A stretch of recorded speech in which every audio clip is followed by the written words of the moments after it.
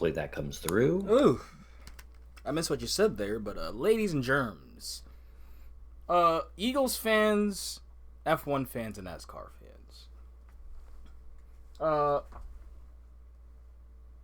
Kingda Ka, rest in peace. Pour one out. As welcome back to episode 68 or 70. If you listen to last 70. to last episodes. Realistically, it's 68, but 70, yeah, 70. Why are you being disrespectful to Airtime Mike? Look, I'm being objective with the amount of main episodes we have. but welcome back to the cast, everyone. I'm smoking some Devil Driver. Yep, pretty good, and I have me a Blue Moon to go with that. Shoutouts to DDR. And I'm drinking my brand new, just moved into my new place in the city of downtown Lakeland.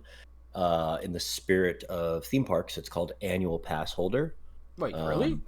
Yeah, check it out. Wait, let me look at that shit. Yeah, and it's because it's like Dole Whip flavored, and it's their Berliner Weiss. It is a 5.5% Berliner Weiss Dole Whip inspired flavor. Okay, I would be a slut for that. Honestly, this can though, I mean, I've been there every night since I moved in. This can, I don't know, kind of flat. It's kind of mid, to be honest. I'm not gonna lie. So, touching on that, I used to get Blue Moon all the time. It used to be one of my favorite cheap dinner beers, but I don't know why they're so inconsistent now. Like, this is a really good brew I have right here, but like, I'm pretty sure if I go and get another one from my fridge, it's not gonna be as good as this one. Like, I haven't had as good of a Blue Moon as this one in like 6 months. Deadass. Like, this is slapping. And the next one's gonna be skunky as fuck for no reason. I gotta do the fresh orange slice and a Blue Moon on draft. Oh, so yeah, out of the cheap beer options, Blue Moon. I'm sorry, like Blue Moon is easily one of the best cheap beer draft options. Like, especially when they give the orange slice. Ying though, Yingling. Yingling is a staple. It is a staple, but it's not my favorite. I'll get it if it's there. You know, like if there's nothing else. And as much of a Miller fan as I am, like I really don't want a Miller Lite on draft. Like, I'm sorry. Nah. It just feels like it's not enhancing it that much more, and it's like I literally am paying the same price of like a 6-pack for draft. Yeah. I'm trying to think. Anything else I'm really not doing on drafts, you know. I'll do any craft though. I'll try some crafts. But yeah, you're next to Descent now. Descent Brewing. Descent, yeah. It's and also walking distance from Swan Brewing. I could hold my breath and get to Descent. I want to say you should try it, but then like, I mean, I'm not smoking weed anymore, so the lung capacity, you know. If anything, because people wonder how I was able to like have my lung capacity. I feel like it's from playing brass when I was like all my like childhood into like high school, like especially when I moved over to tuba, and you're in a small band, like you're a band of like maybe 40 people going up against like actual bands and high school bands, like 80 kids, maybe a big one like 120, and you're doing triple fortissimo as the one tuba. Oh yeah. I my lungs went out of my body. I was built like Johnny Bravo playing that tuba. My torso was distorted. That's all I'm gonna say. But truly, like, when I look back and like I played it like a few years ago, I was like, I don't know how the hell I did that shit. It takes so much lung capacity because as soon as you like compared to a trumpet or a trombone, God forbid a baritone, like you do a whole note, you're already out of breath on a tuba. I think it's mostly because of how low the notes are. You have to give so much air compared to especially a trumpet where you're giving so little air. But the embouchure is different. Anyways, I was a band kid because anyone didn't know. Did you do any? What was your curriculum for music growing up? Were you orchestra? Were you choir? Women in sports. I'm crying. So, what sports did you play? I mean, growing up as a young one, soccer and all that. But Mm-hmm. in high school, I really got into running. Mm. I've always casually played all sports. But yeah, in high school, running, a It's lot of funny. soccer too, My growing up. sister was a runner. She actually, I think she still has like a record for Garfield High School. She was gonna Nice. be, she was actually going, she was being looked at for an Olympian. I forgot what year it was, but she was like literally on that whole pathway. Um, but then moved on to hair. You know, she's a salon. Uh, There you go. that's the reason why my hair is the way that is now. It's all I was latted up. good money in that, honestly. Oh yeah, It's it is. it's hard work, and you have to deal with all the people and drama that comes with it. But Oh, there is there's so much. opportunity. You would think that you're just scheduling people to do their hair, but no. Like, there's some times where she's literally like so upset with the people that she's dealing with because like they're just not professional at all in the sense of how Mm. they're like just calling stuff off or coming in super late. Or and there's times where she's like crying because they're moving and they were like actually really good friends. It was like it's a weird dichotomy. Like doing people's hair, it can be sentimental because it's like if for me, and it might be because of how I grew up, but like if someone does your hair well, I'm gonna stick with that person. Like I'm gonna go to that person because I trust them. Because my hair is like part of me. It's part of my personality. So, uh, As a bald man, go fuck I was yourself. actually gonna say. As a bald man, go fuck yourself. Ah, shit. I was gonna say as you are As had I hair. shave my head, Okay. as I shave my head once a week in my shower, Okay. crying.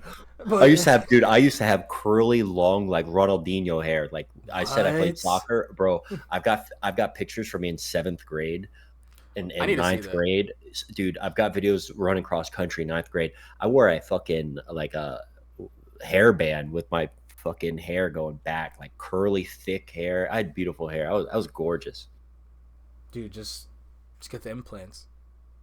I mean, yeah. I mean, I'll go Get to that butt Turkey. hair. I Or got the plenty of ar- ass hair, bro. get that armpit hair and it's Yeah. pointing. Honestly, it's just, I mean, I grow hair. It's just really thin on the top and thin on the hairline. So, like, I feel like it wouldn't be that hard, to be honest. Oh, so you actually can't grow it. You just go. Yeah, yeah, yeah. You're I, just I grow Chad. it. So it just looks like shit because, like, it grows in on the side. Like, I'll get the Dr. Phil um, hairline pretty hard because the top just is a lot thinner.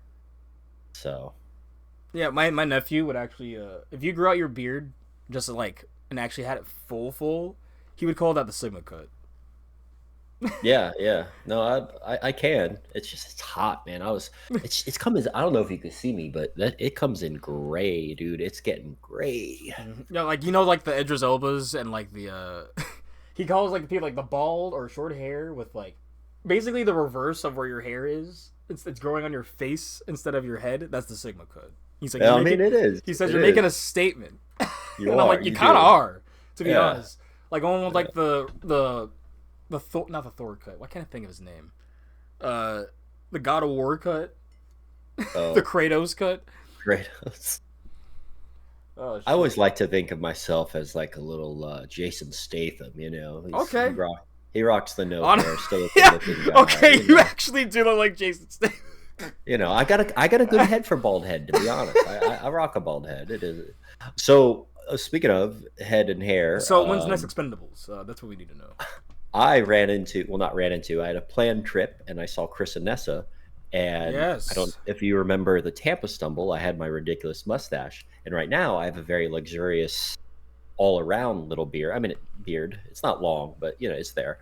A little boy And cut. I looked straight at Chris as he was walking out of they got their tickets for Orlando Informer. And I looked straight at him and I waved. And they knew they were waiting for me. And it took him a moment to register. And he's like, dude, I didn't recognize with the beard. Well, it's funny because that's your default look. Like that's technically your default skin if you were to load it into a game. This one? Yes. Yeah. Yeah.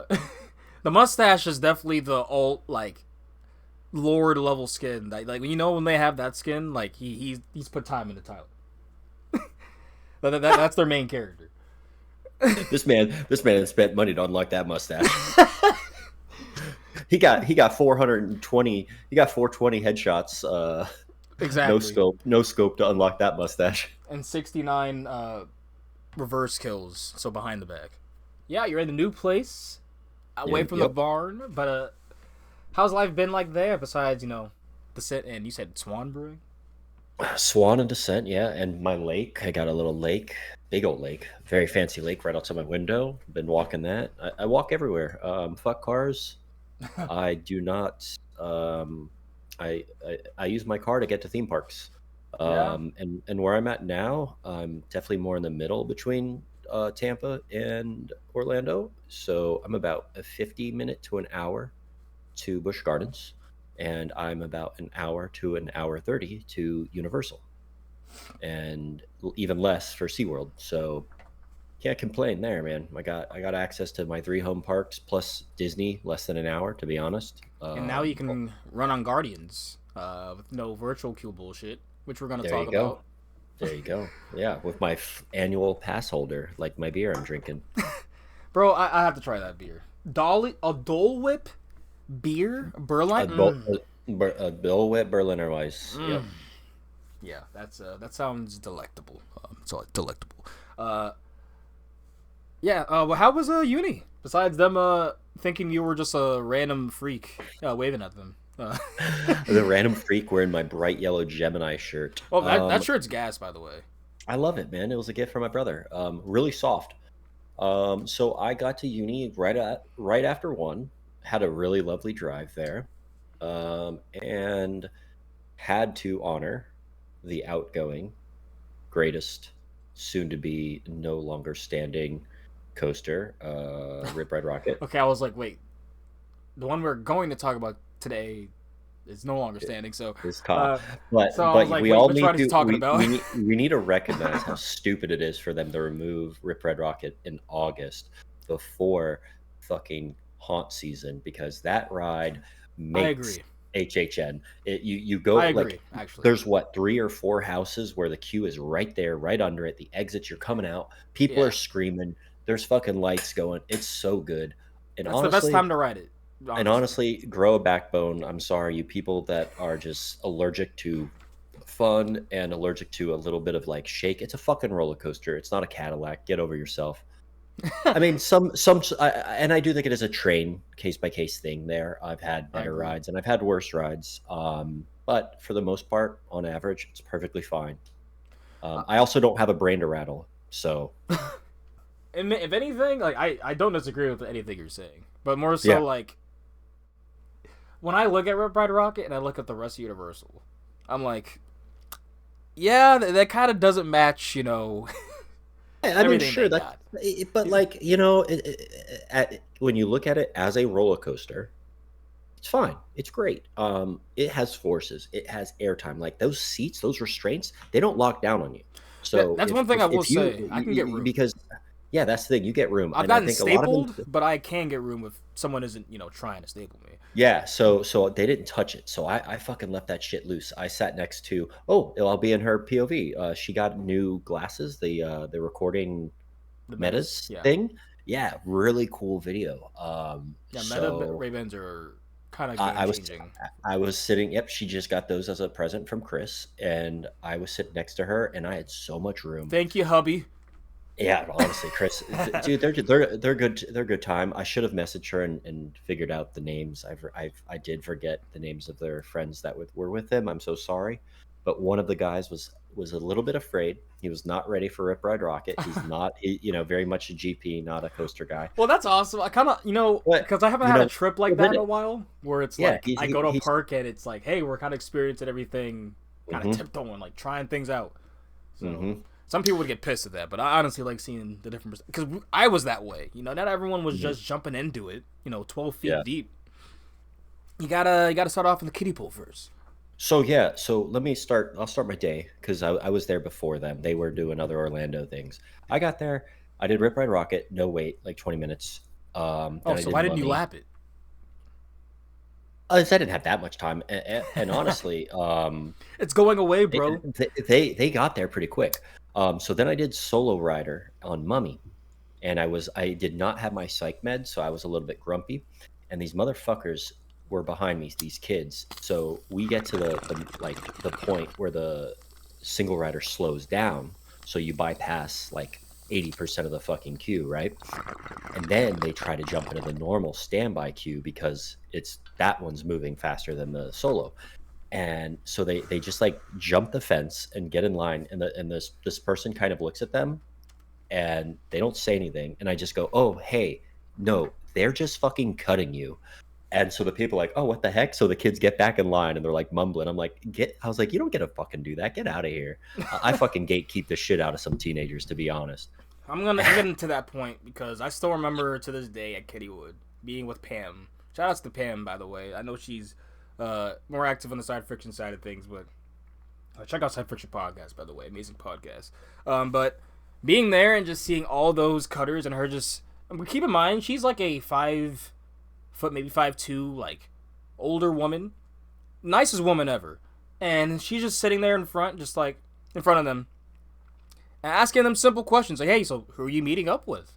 And it's like, "Oh well, why didn't they wait for you at the front of the line?" And then as soon as they ask like those, she asks those two simple things to them, that's when you know they're bullshitting because they'll get pissed, they'll threaten to fight her. Keep in mind, 5'5", 5'2" woman, Yeah. older woman, like bro. Oh, I got a story about fight. Me and Chris were talking about fighting a guy later when we all rode Rip Ride Rocket. Pretty funny story. So yeah, Mummy kicked ass. Obviously, Mummy's one of the Mummy is best, amazing. easily one of the best indoor coasters of all time. We'll get to that later. Shout out Chris. But you know what? I like it because if he likes roller coasters, who am I to say no? But he likes Gringotts. I don't. Is what it is. No, So I I gotta hear do. about that because you were talking about it before the cast. Yeah, yeah. So I do Rip Red Rocket, Mummy.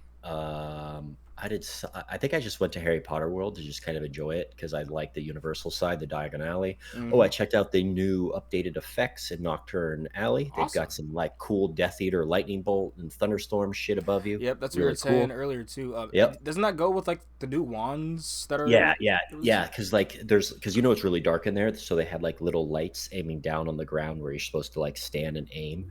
Those were new for the next gen wands. I don't know what it does if it makes the effects change, but I don't know. Typically, people struggle with those. Um, and then I did ET because, Hell come yeah. on, you're at Universal, you fucking, you breeze through that line, and just simply some of the best smells and experiences out there, right? Oh, I had a beer. I had my Duff Heavy before.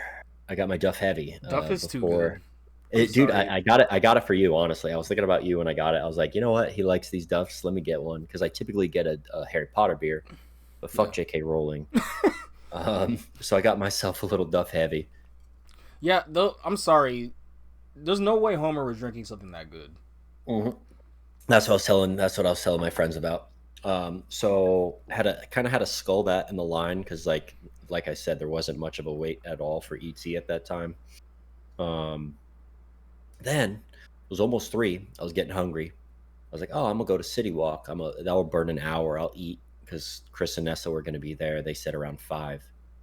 So I walk out to City Walk, and then I see I'm like checking up. I was gonna message Nessa, and on her story, she's inside Universal, and she's like, "Oh, we just made it. We just parked. We're in City Walk." I'm like, "Oh shit, I'm in City Walk." So then I meet up with them. Nice. Then yeah, I meet their friends. So we go to Rip Red Rocket.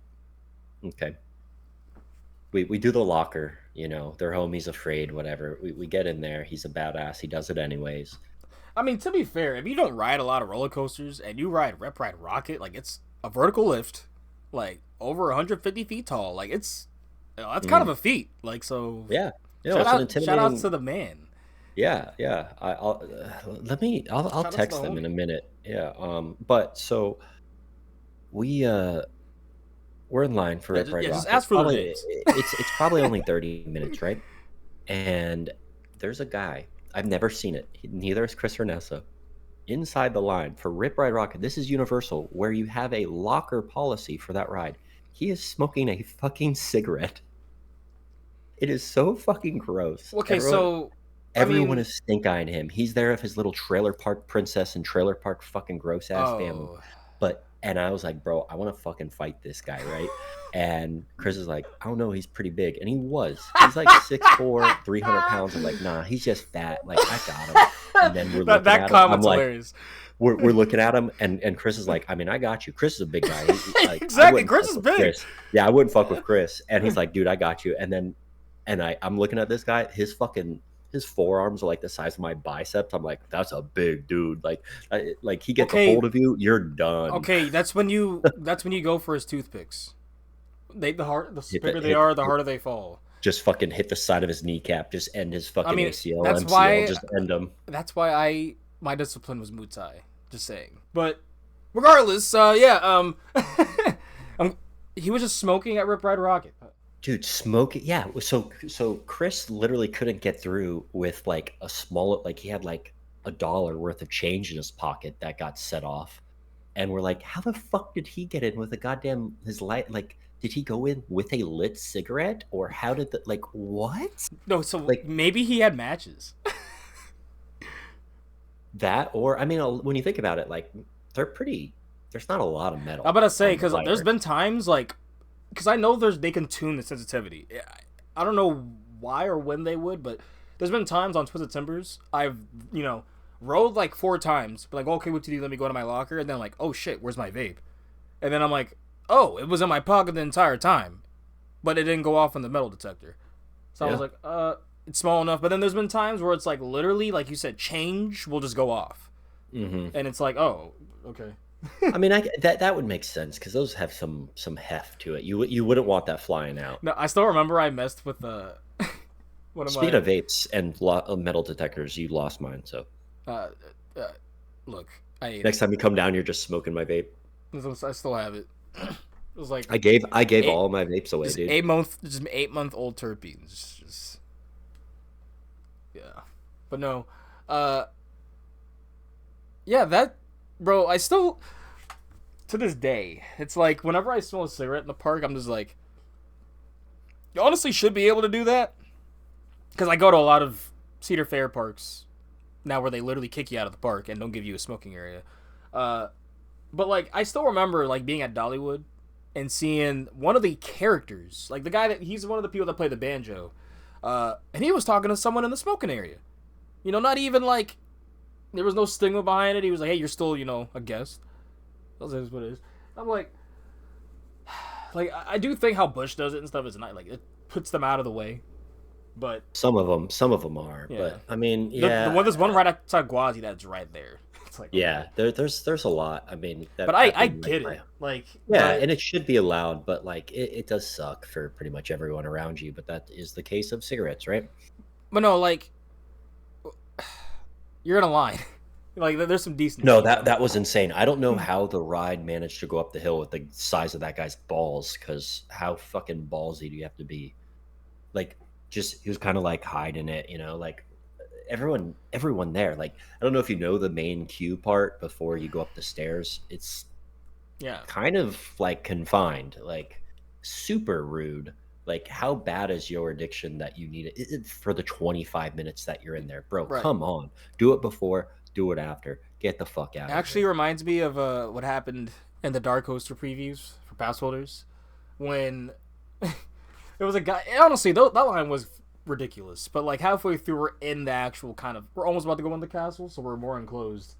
And this dude thinks he's slick by just like lighting it and getting like these little buzzes. But like, bro, you're lighting a cigarette, one of the like most pungent smells ever, and then putting it out in like your pocket. Like putting it out somewhere they put it like that's going to smell, and it does not smell good. Uh, it's weird though. I have Stockholm syndrome for it. It's like I've been around them so much with concerts and doing music and like just being around Newports my whole life that like it almost is a nostalgic, comforting smell, as weird as it is. But I No, no, get no. it completely.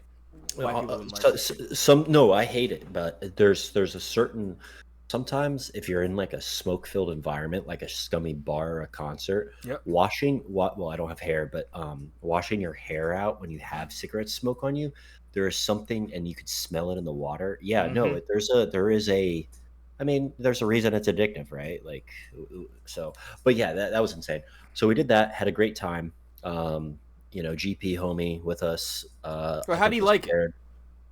I think he liked it. I am trying to see if Yeah, okay, Nessa didn't message me back. I think he liked it.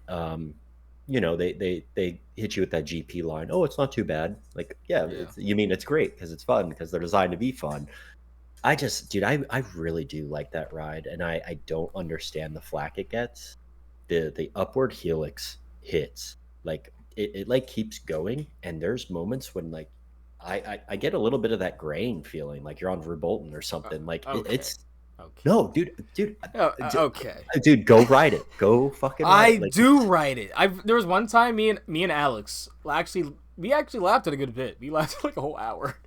yeah, We were going through sound codes because we had a website that just had all of them, yeah. and yeah, like we wrote it a good bit, and I still think it's a front row ride because you actually get like that's the thing. Let's just go through Rip Ride Rocket here real quick. Like you go Yeah, let's up do it. the vertical lift. You know, people get I actually like vertical lifts because you actually kind of get scared going up because you're like, oh shit, like I'm kind of not in my seat. You know. Yeah, with the loose restraint, you Right. are Like not in your seat. You're so, like, what is but happening? then the drop. That Yeah, is it's not a first drop coaster. It's it's not. okay, but like that. I'm telling you, I've said this before. A playground slide gives a better drop than that. That Okay, is egregious. and then But the all the other non-inverting loop is good in the front. hmm It's all good. the other moments are great. See, the thing is, all the airtime you go into block breaks. So you go through that non-inverting loop, which is great in the front. You actually get airtime. It's a good amount of laterals and stuff. Uh, and then you go into that helix. Was that what you said you were graying out, or was it the So one you at the end? so after no. So after the non-inverting loop, you go back up, which Mm-hmm. at the top on all of those breaks, you get pops Wait, of air going into exactly, but them. that's troll because it's like great. I'm getting So pops of airtime into so breaks. so after that, yeah, but it's almost like a flowjector because it's not true floater because it's not long enough. Right.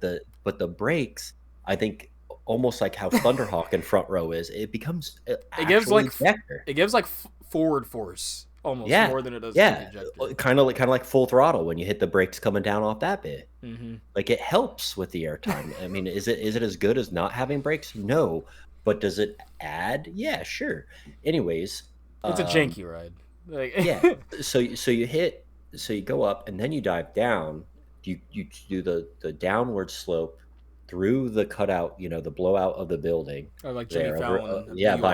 by the NBC building, and then you do that crazy like 580 or 720 degree Oh yeah, upward and then because there upward used to be helix. HHN lines there, and I used to make jokes Yeah, like, "Hey, Red Rocket has a treble clef, guys." yeah. So Because you from hit there that it looks like a treble clef. you hit that insane fucking upwards helix, which is great. They have off-axis airtime hills. They have multiple airtime hills. If you have a loose restraint, it's it's great. I mean, I'm just floating around in that seat. I'm like talking a foot. I'm just like, it's You're fucking understanding now. yeah. I mean, I've always, I mean, leave it Well, loose, no, brother. I That's what no, me and my but brother like say. the Yeah, side, the but, like people wonder like, how are you getting so? I'm like, it's because I literally my metabolism is insane, and well, yeah. I I mean, am like enthusiasts tiny aren't framed. Like, yeah, enthusiasts aren't the healthiest of people. So, like, often when you hear people complaining, you kind of have to think, what does your body autonomy look like? Because someone was complaining about Phoenix Rising's restraints, and I'm like, this is B&M's second best restraint, bro. What are you talking about? But it just simply doesn't fit. they're Anyways, like I don't like they're fine, Like I can't really complain. What is there to complain about? Those so restraints. long story short, Rip Ride Rocket's awesome. Fuck the haters. I mean, I know the replacement, and I know what Universal's been doing. I know it's going to be better, right? I'm not upset about that. I think it's stupid that they're doing it before HHN, I and agree with that. I'm still excited for the future. Now, what they could do with all of it, cause to be honest, it is a big plot, but I feel like there's another ride next to it that could also go and make for a bigger plot. Jimmy Fallon. So Yeah, demo that, um, Fast and the Furious, obviously, um, and yeah, why? And since they're already removing Rip Ride Rocket, the second best coaster at Universal, they should do that. Okay, no. Yes. Hulk is far No, no, no. superior. I'm not Oh, talking. No, okay. no, not I thought islands, you not meant the islands. resort. No, no, no, no, no, no, no, no. I'm not that. I'm not crazy. Come on now. At Universal Orlando, I like that ride, but no, I mean everything at Islands is better than Rip Red Rocket. I'm like, yeah, Gringotts is not better. Mummy is the best coaster there. Yeah. Yes, that's the number one, and then Rip Red Rocket, and then the Troller Coaster, um, Oh, I haven't been on that new version yet. and then Gringotts. So that brings us to us, me, Chris, Nessa, and the homies going to Gringotts. Shout out Chris because I like people that like roller coasters. This is just one of the few that I don't like because I think it is a bad dark ride and I think it's a bad roller coaster because it does roller coaster elements for outside of the tilt track. You know, you get about 8 seconds of roller coastering before it stops you, right? And then all the other roller coaster elements are literally like 3 to 5 seconds before slow, shitty, stupid screen with bad audio, slow, Oh, shitty screen with bad audio. sorry, I was It on is Twitter. We're talking about Gringotts. it is 4 seconds. It is 4 seconds at a time of roller coastering with bad dark ride elements. I like that it's rotating seats as you're going through the roller coaster spot side of it. That's fun, but it's just. I mean, I definitely think I overhate it. That's kind of my shtick, but it's not that good. So Chris said, he said, I said it's terrible. He goes, it's really good for indoors. I said I could. There's so many better indoor coasters. He said, name 10 of them. And I said, that's easy, man. There's much All right, more than 10, I would right? like to hear because So I don't know let's, if I can think well, of 10. okay. Well, I mean, you could name Flight of Fear. Okay, He counts one. He says, I'll give you KDs. I won't give you KIs. Okay. okay, Which, but like that's so unfair. Like y'all thrill multi looping. yeah. I didn't. But Okay, that makes it easier. I thought we were going like on that scale, like a family thrill. Like no, no, we're talking, no, the quote was indoor roller that's coasters. So okay. That's cheap then because then yes, then you can name like a lot. You can probably name a exactly. lot. He said I couldn't name 10. I hope you're listening, Chris, because this is a personal attack on you. But no. So I started, A of loving course, attack, I but started personal. of yeah, I started, of course, with Guardians, right? Easily the greatest family coaster of all time, arguing Hagrid's. Hagrid's more intense. But so let's start with the Disney parks because they have multiple indoor roller coasters better than Gringotts. And I don't like Disney's that much. So you have Well, Guardians. Guardians. You Yeah, have you have Space Mountain times what, two or three? I think it's two. Because They you have two have tracks. okay, but you have Space Mountain HyperX or whatever the Oh, okay. You it's mean all called. of the Space Mountains? You have the Aerosmith roller coaster. Or yeah, now Muppets. So that's now four or five. You have Flight of Fear. There's five. You have all of the Jersey Mall, Sandy's Reverse Cowgirl, Bucking Bronco, Mm. Shell Razor. There's six and seven. You have all of the what's that? What's that Las I Vegas guess I place? would say you can name all of like the Middle East. Yeah, what exactly? Well, I'll stay on this side of the pond, but what's that Las Vegas Adventure Dome? They have Oh they yeah, have they the have Canyon Blaster. they and the SNS loco. El Loco. Yeah. So there's another two. Um, come on. No, I now got did you see them? Do your research, then come on the. Like, all right, I have bullet points and a list written down. All right, so I mean, I did post on Twitter. Okay, okay. In the same fucking park, the Mummy. the Mummy is Uh, better. yeah, I know. Yeah. Cosmic Rewind, Flight of Fear. I don't know what the Yeet seat. Shout out Nate. He said Runaway Mountain. Oh, is that a great adventure? I don't know. I think that's the one a great adventure. I actually even said the Wild Mouse at Jersey, Gotham City Escape. The theming on that is great. That's easily one of the best Wild Oh Mouses, no, there's one in over Texas. I think he might be talking about. probably. But so, but the What Wild the Mouse at, fuck? at, at Jersey. I'm sorry, this thing is kind of ridiculous. Yeah, let me see. Let me see. Why is the track banked like that? Like, What the fuck is that? Sorry, we're watching a POV real quick, guys. Wait, hold on. we're looking at Runaway Mountain here. This figure looks. Yeah, this is already better than fucking Gringotts, dude. I'm just kidding. So this is clearly a box. hmm So I will say that, but the It's banking at one indoors, point looks maybe. kind of crazy. I'm not gonna lie. It's open 1996. What is this? A This is a ENF Myler? What is this is a this? premiere. Oh, okay. I was gonna say Premier's got a lot. I wonder what the trains look like. American made, homeborn, baby. Oh my god. Yeah. Oh wow. Yeah. This is like what Dark This Coaster is should have been, except okay. maybe too many lights. Also, is Dark Coaster better? I haven't been on, so I No, can't. Dark Coaster is not better actually. See, why is it so Yes. banked there? Like, what Yeah, the fuck? that bank almost looked like an inversion. Okay, yeah. Thanks, Nate. Thank you. Yeah, See, yeah, that's a new one to me. Um, hold on, I got more this on the is like list. kind of like this is like the indoor crazier version of. It's like Premier's indoor crazy version of a Wild Mouse or take on it. Yeah, Um, it's like if Premiere and ENF Myler were like, we're not gonna make a Wild Mouse, but let's make something wackier. yeah. Another one I named right in front of him because I was just spitfiring everything I knew. Laugh track. Uh, I guess. Um, and can you look up a POV I of don't this even know one? if I agree with that, but it's like Eh, that track's I mid. I want to. So is Gringotts. What's Star Chaser at Kentucky Kingdom? That's not a coaster. I don't think so. What I told. It's like, what the fuck is that? That's It was removed. 1995. 1995. They probably don't have any POV. They might have a POV. I don't see it actually, so they don't have a POV.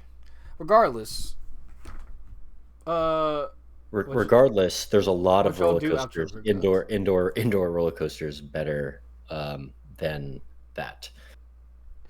Yeah, I don't know. It's like for me, I almost don't even consider it a coaster, so I don't even like. I don't even necessarily. Yeah, it's just more of a dark ride to me. I mean, it is a cred, I guess, but just like Yeah, yeah, for me, I just skip it and I go ride Forbidden Journey because that's actually a great time. But no, yeah. Diagon, excuse me, yeah, Diagon itself is a vibe. So I think we did something in between that actually, but I wanted to get to that point and talk about it because I wanted to, include the Chris and Nessa segment. Go follow Infuriated Plum on Instagram. Yes, definitely, She'll and on she'll YouTube, by the way. she's gonna. Oh yeah, she'll be uploading some POVs here soon with her cool new glasses. Um, so yeah, I think we did something in between that, between those two, and then I kind of dipped. Like I said, I'd been there earlier.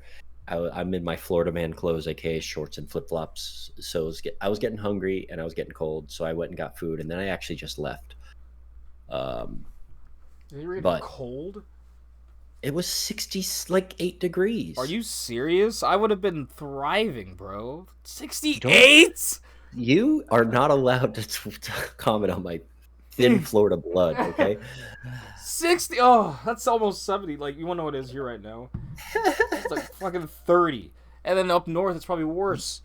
Well, that's funny because they're from. I actually at night at 1 a.m. and Nissa was actually wearing appropriate clothes. I think she was like, "Yeah, I needed to buy a little extra layer." So, yeah, Yeah, but that's I hoodie weather. That's hoodie. That's know. it. I was in a t-shirt, shorts, and flip flops. Okay, that's valid.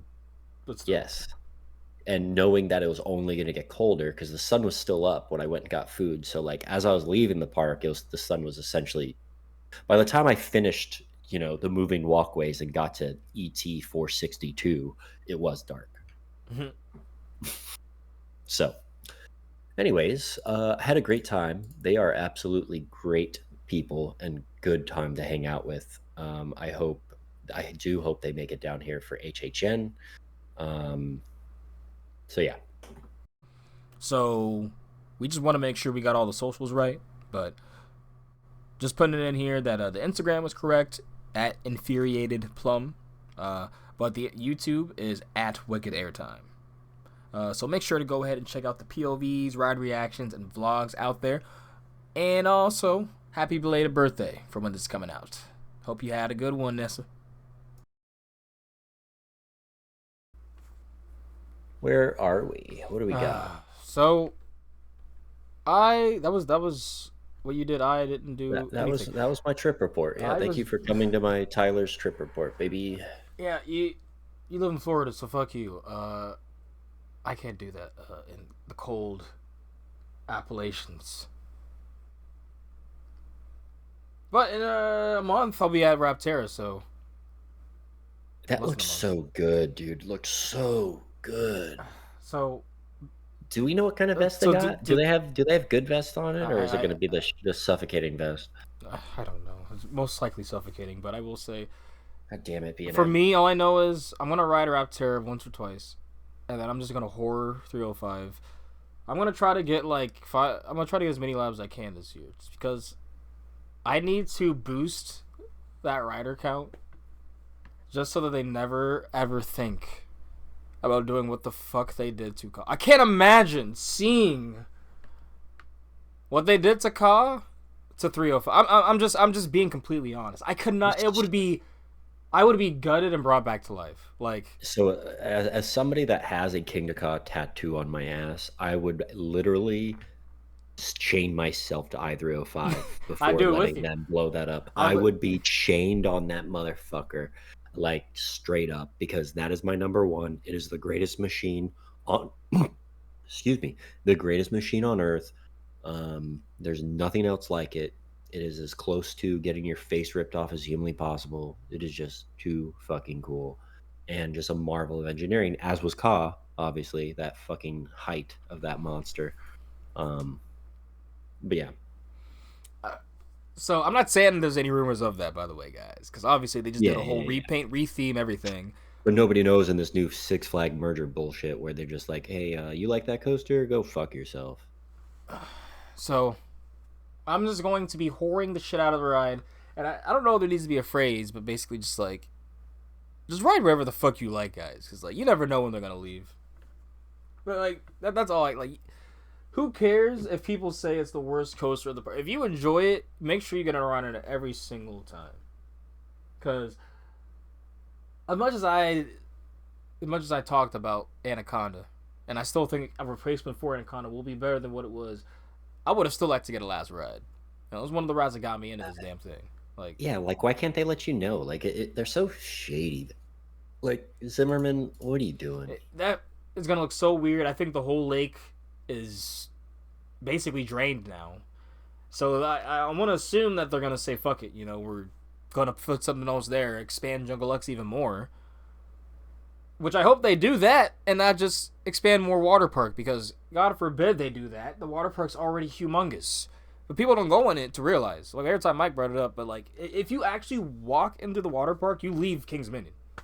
like as soon as you go past Racer, you're just gone. You're in a whole nother park. Like, you have 2 separate wave pools back there, a whole 2 separate complexes, and you're like a mile out from the park. So, yeah, I know. When he mentioned that, I was re-listening to that episode, and yeah, it's kind of crazy how big it is. Yeah, so like you'll see, it'll be like, oh wow, it's kind of busy today. And 305 still 5 minutes. Twist Timber's still literally no one at medals. Like, oh, and then you look at the wave pool, and it's literally an ant farm. Like, it's the videos of the people in like Indonesia and China and India like being shoved into the subway and trains. That's the wave pool. And then, God forbid, a kid drops a pellet of shit in there. Dude, I love some shit pellet wave. Get everyone out of there! Everyone out! Freaking stampede of rams and like bulls. Like, don't need to go to Barcelona. Just shit in a wave pool and watch everyone stampede on out. Anyways, let's jump to the Ka news. Because I can't. Like, I'm sorry. And you're all probably wondering about it too. Everything. So I was staying up to try to look at the stream of it. And then as soon as I look, take a shower, everything, I'm like, all right, I'm gonna go right to sleep after this. I just go on Twitter to kill some time. Or excuse me, I go on YouTube to kill some time. And then I see Ultra Ryan 5 minutes ago with a video. I'm like, so y'all did it earlier. He puts that at 8. They did that shit at like before 7. They wanted no sight on that for some reason. And then what I find funny about it is I have new opinions with how the media is taking it. And sure, they obviously are like, oh my god, to any sort of thing coaster wise, but I truly think this. I'm gonna take the hot controversial take. This is a fuck up on Great Adventure. We all saying that. Oh, but being controversial with it, like being hyperbole, we'll say. We're being extra, saying that it was a fuck up. I'm being serious. You have so many people I have seen, people messaging me that aren't even related to. They don't give a fuck about coasters. Like they could care less if 305 if King's Dominion were to close. They live like 30 minutes from it. You know what I'm saying? They do not care about coasters, and they're telling me, did you hear about this? It's like, wow. It's like, what happened? Why'd they take it down? Some of them wanting to get more into it, like, damn, I wanted to ride this so bad. You have people saying they wanted to ride this so bad. Why? And there we go with the cast pick of the day of Girl Cat. How come it's never Boy Cat, though? The third member, because he's a grimy goblin that doesn't deserve any attention or love. Also, I have no idea where he is right now. He was chilling over there for a bit, but because Girl Cat, because if I have an available lap, she's trying to be on it. So, but what was I even saying? Fucking, it's bullshit. Kingda Ka. It's bullshit. Okay, because people saying that people didn't like this ride. We're enthusiasts, we can nitpick, but for the most part, people saw that launch, saw the height. Wow, that's amazing. I want to try to go to that. It was something they would travel to. I think not saying otherwise is kind of like, it's being disingenuous to what Kingda Ka was. Like, why do you think they tried so hard to keep Top Thrill? Because that is a huge draw, having a 420-foot top hat that shoots guests at over 100 miles per hour. Come on now. Like, and obviously we can have our opinions, not full some. Yes, they weren't necessarily too high, but all shitpost side, you're getting the most clear-cut, non-high roller version of West right now. Most rides out of my 236 coaster count, and that's nothing compared to some of these people that I've talked to. But most of my rides in my top 100, I will ride and laugh the whole entire day because they're good coasters. Like, it's a great ride. Anything else lower than that is like, okay, I'd still ride it, but let's be real here. We nitpick because we're passionate, but I love coasters. Like, people love coasters. If I had the opportunity to just lap Ka all day, I really would. And I said that before Ka even was taken down. I did that. I couldn't really do it because Ka would go down, but I did that with El Toro. Like, and who knows? El Toro's is one more crazy accident away from just getting a Zim job itself, right? I don't know, right? Getting that Zim job. Their big refurbishment and retracking on it. Yeah, but it's Zimmerman. Just one crazy media, one crazy video, and just being thrown around in the media just to get that Zim job. I love a good rip. I mean, I think Girl Cat likes it too. What? Go Boy Cat or Girl Cat like that. I don't think I heard Girl Cat even speak once. Yeah, she's a good, quiet baby. I know. We were gonna get into something else here, but that picture's so sad. Just a crushed green giant supports. That hurts my soul. Like the more I look at it, there was a compilation that Collywood put out. Collywood. Yeah, that's a really good video. And I just changed my Twitter name just for the occasion. I think it's just so ass. Because, in my opinion, it's just like, they definitely if you're going resort status, you could definitely put the investment to keep that. And it was a draw. So I think it's being disingenuous saying it wasn't as crazy. And then on top of the fact you got rid of all these other rides, I'm uh, mad I never got a ride on the drop tower there because that's got to be exhilarating too. it was pretty good. Uh, the view from it is Yeah, honestly better than the drop, but yeah, I figured. Yeah, it was good. Honestly, it was jarring whenever the rare times they were able to run it with Ka at the same time because you would feel that whole support shake. Yeah, you're at the top. You're like, oh shit, this just feels wrong. that's crazy. Um, You know what? I but still think it's the best drop tower and roller coaster. what? Demon Drop. So I'm sorry. So I've been seeing this on Twitterverse. Demon Drop's not a credit. And moving on. Yeah, well, okay. Well, then it's the best. Then it's a really good fucking drop tower Okay. because nothing rides like that Okay. because it's on a roller coaster track. So Okay. Yeah. I'm sorry. It's just I think it was like it's not a cred, guys. It's not a cred. it's a cred. Someone explain like it does not coast. It There's does no coast. there's no It does coast. point. Not only does it coast once, it coasts twice. It coasts back into the station out of the brakes. There's no point that it goes up and again and can keep itself. Like we're basically saying slides can be coasters now. Come on now. I mean, to be honest, they however you cut your creds, however you cut your creds. But for me, that's that's basically a mechanical slide to the max, which is a good thing because it's crazy as shit. The But hot take I want here is not that Demon Drop isn't a credit, but that Orion is a hyper if we're shit posting. So okay, mostly because that one offends more people. let me The check only our the only Demon Drop stands are me. demon drop is not on RCDB. Yeah, okay. But that's if you follow that philosophy, right? But I do follow pretty hard philosophy of like, hey, like if it's on the database, it would be there. Demon drop. Also, it's called a drop. They literally advertise it as Doherty Park's drop tower. Do they? Look, demon drop. Do you know it's to be a 10-story building? Well, at least the hot link did. Drop Oh, the ride. elevator style drop ride. Yeah, drop ride. So, guys, this ride is incredible. It's a reason to come to the park, but it's not a crit. Yeah, yeah. Like honestly, do yourself a service and just lap the ever living shit out of this when you go, because I mean, just for the reason I said with Pantherian earlier, you don't know when they're gonna just take out these rides, right? So this ride slaps. Go ahead and ride it. I can't believe it's only 131 feet tall though.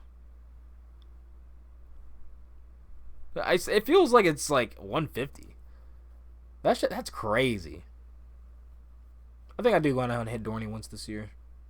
I need to give Gavin a redemption Bro, visit because I was gonna Gavin say, dude, let me know because I could fly to Philly for like $60. and then hit Hershey. Yeah, that would be a move. I mean, I don't have Hershey money right now, but I mean, we're assuming by then. We're assuming the good news. yeah, that'd be nice. So, because we all know in that area, because we're definitely not going up north to I'm sorry. Like, so to me, this isn't a boycott. This is just like common sense. If I don't like the decisions or something, you're like, I'm going to not pay for it anymore. You know how like when your streaming service goes up $1, you just keep pushing it. Like, damn, all right, I'm just done. I'm done. It's the same thing here with Great Adventure. Like, hey, I'm gonna give you guys a year. See, impress me. I'll give my money back. I did the same thing with the Seas parks. Shit, it's like only reason that I even given them a chance again because they realize, oh shit, maybe we're not worth a $40 value a month for platinum just because you live in Virginia. Like, come on. Like, they put it down to an actual reasonable price. It's like actually somewhat close to the Cedar Fair Six Flags pricing now. It's still, I can still get a prestige and get more out of my, not more, but I'm getting a prestige. You know what I'm saying? So I'm getting more parks and everything. But I digress. literally, Ka was an icon. And saying otherwise is kind of like you could say what you want. Like, I'm trying to think of this right way. Like, there's so many celebrity icons that people be like, oh, they're an icon, but you can think they're overrated or you don't care. That's fine, but like, that's like just throwing away people's feelings. Like, oh, it didn't matter. This shit matters to people. There's a whole. You got enthusiasts come out to the ride and get last rides. You know what I'm saying? Like, there's a whole impromptu event. Yeah, and the fact that they were telling their employees to be like, no, everything's as normal. Well, so from what I gather from everything, it really seemed like the park was doing everything they could to keep Kingda Ka for as long as they could for the future. And then everything was happening. They did, their evaluation of all their assets once the merge happened. And I guess they puckered up for a Zem job. They said it's too strong. It was too much. Like, the higher ups said they had higher priority. They couldn't ruining our fun. Yeah, they literally had at that point the park had no say of what the chain itself wanted to do. Like, so that's why at that point they're like, fuck it. Like, if we get, I'm not sure honestly what repercussions they could have actually gotten into, because clearly it did leak, and clearly, it was from park personnel. So I'm doing a beer refresh if you want to get on that next thing. Yeah. Let me do a refresh myself, but yeah, what is it? Honestly, I'm gonna have one. I'm gonna smoke one for Ka here. I'm gonna look at that. Yeah. I was gonna say I'm gonna go grab my beer for Ka as well. But I guess like this one hurts the most because it was an icon. Like I said, it was an icon.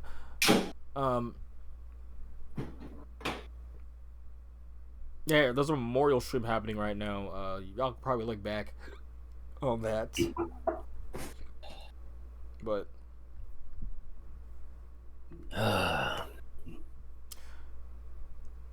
shout outs to Collywood for gathering all this. I just like, you don't understand. As soon as I saw the explosions, like it looked like and I saw it tipping. I was like my heart sank, bro. Bro, we have enthusiasts in this community, 16 to 20 years old that weren't around for 9/11. This is their 9/11. Yeah. That's essentially what it looked like. If that's insensitive, I'm a fireman. I'm allowed to make 9/11 jokes. Go fuck yourself. When you get hired as a fireman, they're like, yeah, you're allowed to say whatever you want. This angle is crazy. It's like right up there next to in the parking lot. Next to the best ride in the park. Yo, low key, what if they did fuck up and it fell on the? Well, they were like, oops. What if that was what if it wasn't a fuck up and that's what I'm saying? It's a grand plan. The other, yeah, like we're gonna get rid of all the problem intimins. There's Boy Cat. Wait, let me see, because I don't believe this. He's a sleuth. He's yowling. So he's just always noisy. Yeah, he's a goblin. Yeah, this video is really good. Shout out Collywood. And all the people, I'm not sure who, I think this might be East Coasters here. Oh, fuck, bro. Oh my god, that is insane. Like, so as someone who has megalophobia, it's also terrifying. I'm just gonna put that out there. Like, I don't actually have megalophobia, but like, I mean that in the sense of, like, big objects, like, that shouldn't be doing the things that they shouldn't be doing is freaky. Like, so the fact that my 456-foot top hat is falling like that, it just, ugh. And then I'm an enthusiast, so it just hurts. So it's like, this one's kind of scenic. You're over the lake with tulips and shit. Or not tulips, like, cattails.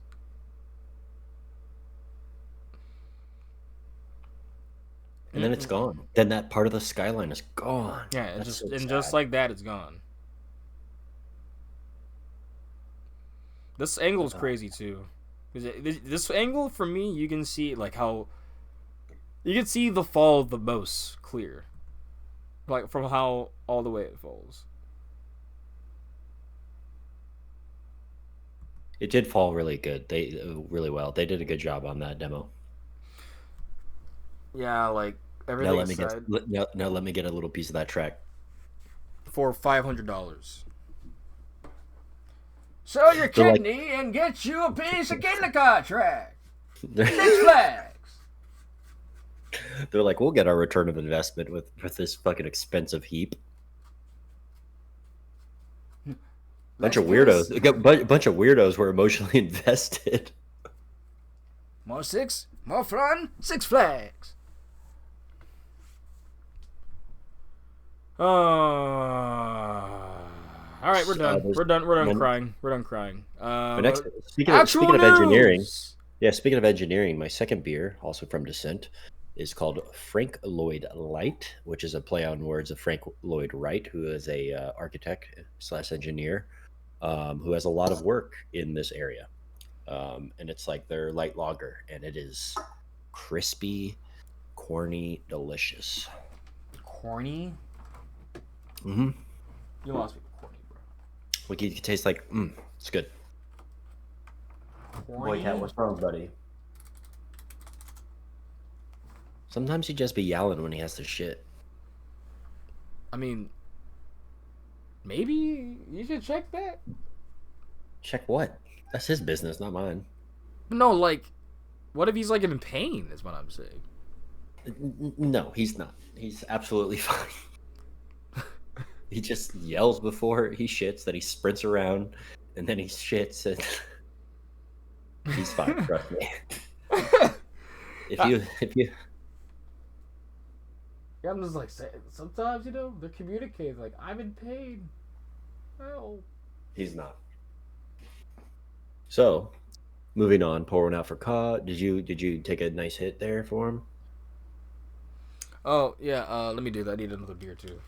Yeah, ass So, cheeks out. I'll entertain the cast while you're gone. I mean, You I'm could happy DM to. me. You can DM me privately. $2.99 if you want. $2.99 for a booty. Kingda Ka. West, I'm trying to promote my OF right now. Wait, what? Wait, I might have to drop. You were talking. I was trying to promote my OF for $2.99 for my ass Oh. pics for Kingda Ka.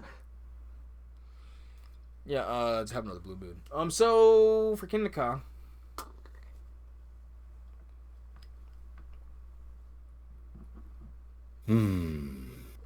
I am not chugging, but I'm definitely smoking. So. Hell yeah. Um. I miss smoking. Hopefully soon, man. Yeah. I mean, that's a cute pic. Oh, my name didn't change on there. Click my account. Ass cheeks for Ka. Oh, this one's for Ka. Tell me about this. I know the Disney Disney adults are gonna be tears. upset. Yeah. Disney adults are upset. I mean, they're in full copium right now because of Dark Universe, to be honest. So it doesn't matter what happens at these parks. They're just flat out in a different league. So, and I know Wallen Ballin has been getting a lot of flack and all that, and there's a lot of like elitism and hate amongst Okay, to be fair, that's those two competitors. But as Wallen like. yeah, I mean I have him muted, like he's fucking annoying, but the communities, the two rival communities, Universal versus Disney, are like, I'm obviously in camp Universal, but I'm not a weirdo because I do enjoy Disney parks. I just know they're inferior. They're for kids. They're like if you're an adult and you're like die hard about it, you're kind of probably weird. So for me it's Magic Kingdom. I think it's one of the most overrated parks of all time. Yeah, it's just pure BS there. And that stuff like literally meant for children, and I guess people were like, I do know a lot of people that are addicted to nostalgia. Yeah, that's a thing. I'm not shaming that, but I guess that's why I don't get when people are like, oh, nothing can compare to Disney. Oh, people, it's like they're not trying to be because they're not just hankering on nostalgia and IPs. You know what I'm saying? They're trying to make like new experiences, and Disney's trying to make new experiences too. Not trying to say they're not, but like it's relying on history of animation and a lot of this other stuff that you have nostalgia for. Hmm. Yeah, yeah. But So, like we talked about with Mike, it's like the cost, it's yep. insane, and No, they have Apple eh, syndrome to me. Like they think they're, oh, we're the best when no, it's like you're not, and there's they clearly other options, but you eh, made people think, and you made this ecosystem to where it made people think that you're the best because of how you link that they uh, are the best at certain things. certain things, but they've taken They it's. have great guest experience. They have great Oh, okay. resorts. The resorts are insane. Like those are second to none, man. Like being at Disney but not in the parks is still a great Yeah, experience I agree because with that. you're getting good food, you're getting good hotels. But the thing Um, is, I don't have to be a hotel. I don't have to be at the hotel or the parks to just go on the resort. You know, get good food, go to Disney Springs. yep, yeah. Well, that's an upside. That's a good part. The fact that they offer that. Yeah, because I mean, you have to pay for parking. I think. Not at Disney Springs, no. Really? Yeah, Disney Springs free Yeah. parking, So absolutely free. that's actually a net win over City Walk then, because there's no way you're getting into City Walk for free unless you have a pass. So. Or after a certain hour if you're a Florida resident, because they want people using their bars and clubs. Oh, It is free. I Yeah, know that. Florida resident. I think it's like after 8 or 9 or something, maybe even 10 on the weekends. Yeah, Florida residents go for free. Well, they just give everything to Florida. Okay, you know. I mean, that's who you You don't want to know be at. You don't want to be at the club with some New Yorkers or people from Jersey. what? Like, get out of it. You want the goodness. Those are the good clubs, not Maya Mai. Yeah, I want to go to the Coconut Club. Not Maya Mai. Miami, by the way. Uh, it's 28 That's true. degrees Yeah, now. that's the word. What's going on, boys? Yay! We're just getting started with the news. What news we got? So first off, are you smoking one for Ka? Cause you I'm just covered driving it. home right All now. right, yeah. So yeah, wait for that. That car explosion. Yeah. So you Pause. have a Ka explosion. Yeah. Screenshot. So yeah, you got any bullshit, Scoob? Before we really dive into Disney tiers, because that's what we're starting with. You seem to always join right when we're literally starting with the news. It's like crazy. So what kind of BS we talking? What do you guys say for your BS? Well, he did a trip report and talked about his new apartment, and Nice. I oh, and I guess my BS is fuck Marvel Rivals, but congratulations to you two for getting Platt. But Hey, shout out the brothers. We but got Platt, baby, again. I yeah, and I watched the Gorge. The Gorge was a good movie, I guess. That was cool. I think you that's know, my only I bullshit. actually was curious about that because I'm like, it has two actors that I'm very fond of. Like, I think they're great actors, but I'm like, It what is this premise? I'm like, this premise looks crazy as it fuck. It's like a. I'm gonna say this and probably get some slack for this. So here's your first hot take of the night. But it's like a TikTok movie, if that makes sense. And I don't mean that in a sense of like it's a low quality short form. The the storyline plays out over the months, and you get like little bits in between the months. But the ending, like how it ends and all of the action, is in such a short. I feel like scroll TikTok, watch like a minute video and 50 seconds of our information overload, and then the last 10 seconds are like you know what I mean? So it felt like the action could have been stretched 40 minutes versus there's a lot of stuff going on, and they skimmed through it pretty quickly and made it seem like it would be something that got done in 10 minutes when it really would have taken like 2-3 hours. So I don't know. It's like it seemed rushed. That's all. Hmm. I But hate the. I just looked it up because everything up to that was good. I've never even heard of it, but I kind of can't It's brand stand. new, yeah. I can't stand that actress Anna Taylor Joy, Why can't you Oh, you stand her? can't? She was badass in this one. bro. What the fuck? I Why can't can't you? stand her. Why? I don't like a single role she's ever been in, dude. What? Bro, you'll What? like this role. I'm telling you. What? She's a badass. What? Bro, I don't like a single role she's been in. I don't I'm like telling you, her try at this one. all. Bro, like the last off the top of my head is Furiosa, and I'm like, are you serious? That was. Okay. To be fair, I haven't seen Furiosa, I'm like, which?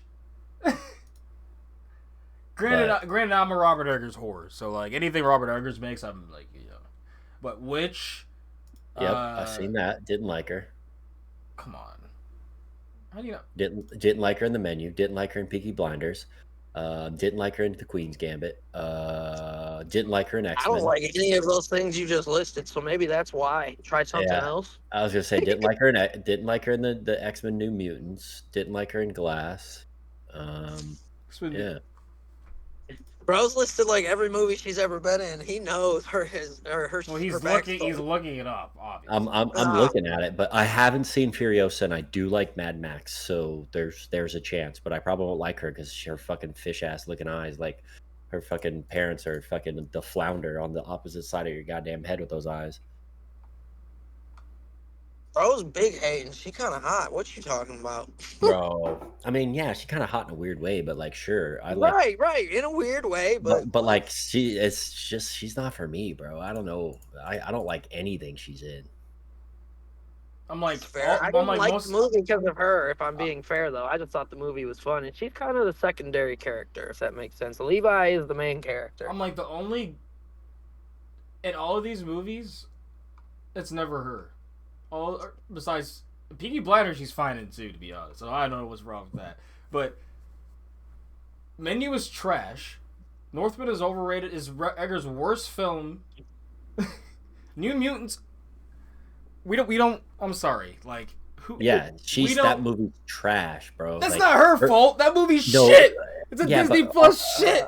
It is no, but Disney you know Plus what? spreading their ass and just putting It's it on. That was Bob Chapek just saying, hey, fuck it. We'll just put but on she does a whatever. she does a shitty job in that. Her stupid fucking shitty accent and her like What being Slovak? yeah.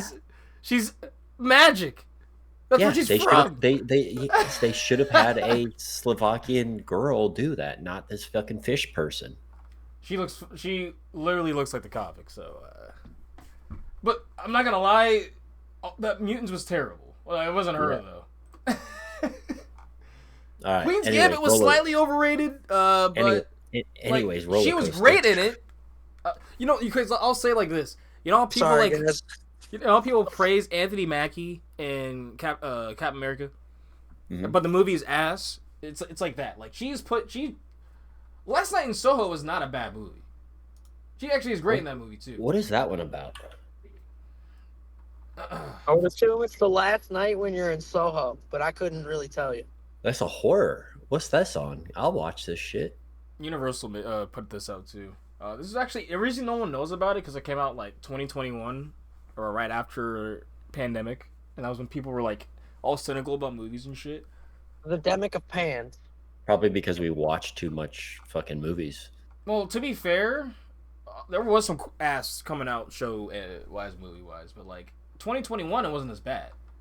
But I'm still so curious as to why people don't look up, because people shat on that movie, and I was like, oh okay, probably one of Leo's worst movies, and it's not one of his best movies, but it's in general it's a great movie, and it talks about our climate like perfectly today.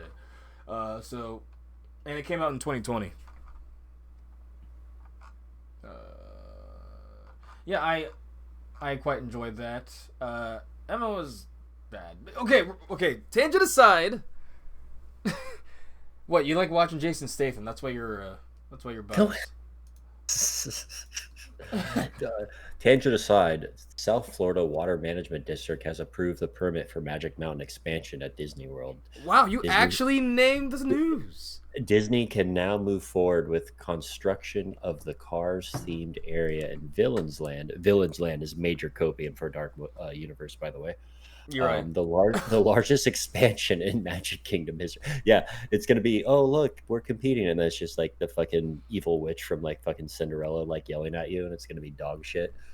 No, I And forgot. and the wait's gonna be 90 minutes for some fucking Peter Pan's Flight, the most snooze fest dark ride of all time. I forgot the episode of SpongeBob when SpongeBob is telling Patrick to like write that down, and he's like writing like a triangle.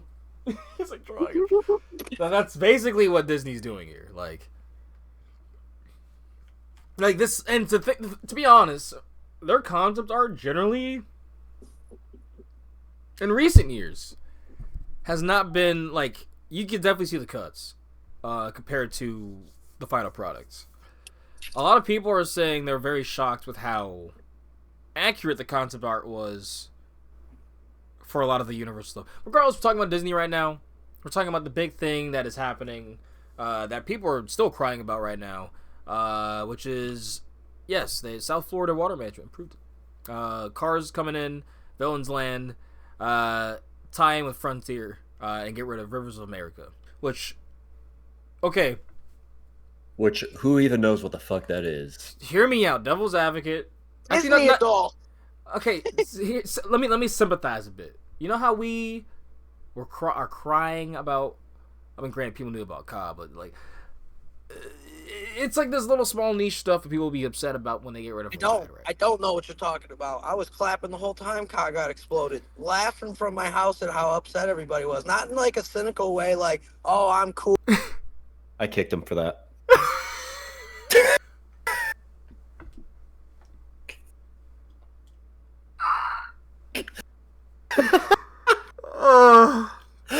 Get kicked. Wait, did you kick him? How did you kick him? I just right-clicked his name. Let me invite him back. That's pretty funny. Invite him back. Yeah, invite him back. That was obviously for the memes there, but we don't. I want to make sure you didn't kick him out of the servers. Okay, we gotta actually. Oh, maybe I did. Go ahead and invite him back though. How do you see members? Anyways, what were you even talking about? Wait, make sure you invite him back. I feel bad now. That's pretty funny though. I mean, come on, you can't be saying that. I have a fucking Kingda Ka tattoo on my ass. So, like, Devil's Advocate here. You know, we have these niche rides we like, these niche places, but I will say I never heard anyone talk about this. You know, like, I'm trying to think. Like, I've heard people that are fans of Nighthawk, fans of Anaconda, you know. Like, I can think of stuff like that. I never even knew Rivers America existed. I knew you could take, you know, the boat. Now are they getting rid of that? You know? That's what I don't think they are, but if they are getting rid of that too, that kind of does get rid of some of the ambience there. Yeah, but like, what are those rides? Like, they're not rides, right? Like, Disney just has a bunch of shit that isn't actual like rides. They're like, hey, come look at this. And you're like, I just am. I mean, what do you think of the coherency? sorry, I'm like in my. I feel so bad for kicking Scoob like that. Yeah, I thought it was funny, but now I feel bad. He's also driving. He said he'll figure it out when he's back. I sent him a bunch of invitations, and you probably have as well. So, what were you saying? What do you think of the well, you really don't care, but like, what do you think of the coherency of Frontier with cars? Yeah, you just said it. I don't know. Who cares? Like, I don't know. I don't know. Like, people were saying, "Oh, it kind of interferes with that." I was like, I mean, the only people that rally card. It's like really, it's Magic Kingdom. You know, like I thought for me, people were saying it was a history thing. Like there's history of it there, but I'm like history leading up for like certain time periods, right? Of Frontier, and I'm thinking like it's Magic Kingdom. Like, wouldn't Magic not matter? Like, wouldn't Magic make that not matter? Because it's Magic. You know, anything can fucking happen. The only people that are more critical to Disney than Universal is Disney adults. Literally the worst part of the entire broad community. I mean, I don't really count them as our roller coaster community. They're a different breed of special. But yeah, they will whine and cry about their own parks while still defending them that they're better than Universal somehow, but only just complaining and being like, oh, these changes are terrible, and Walt would be rolling in his grave. Shut up, bitch. So, what's the next news we have here? Yeah, actual stuff. Yeah, sorry, Disney people, if you're listening to this for some reason. You're just like, wow. Yeah, we're not a Disney cast, so we talk about this. Where Switchback isn't actually sold. So In the Loop actually covered this on their podcast, where it was talked about that Switchback was sold, which was obviously a good thing because we want this to be continued. Switchback fucking slaps, and unfortunately that news seemed to be wrong. Whatever the information came from was not accurate. Switchback has not been sold, and the official park reached out to us. So they reached out to In the Loop and clarified that the rumor is false and the ride has not been sold and the coaster is actually still open. So, at the moment, it's open and running. Like, that gives me a bit of, it makes me feel a bit better for the situation. Like, if you really wanted to, you can go out and ride it, still enjoy it. And I think they're going to operate it until it gets sold? Question mark? Maybe a little bit longer? So...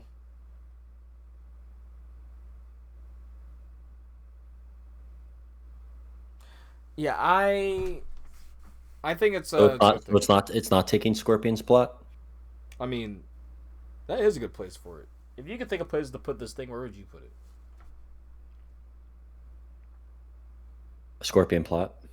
That's it. I mean, I'm pretty biased, right? So You can't think of anything else. I don't know anything else.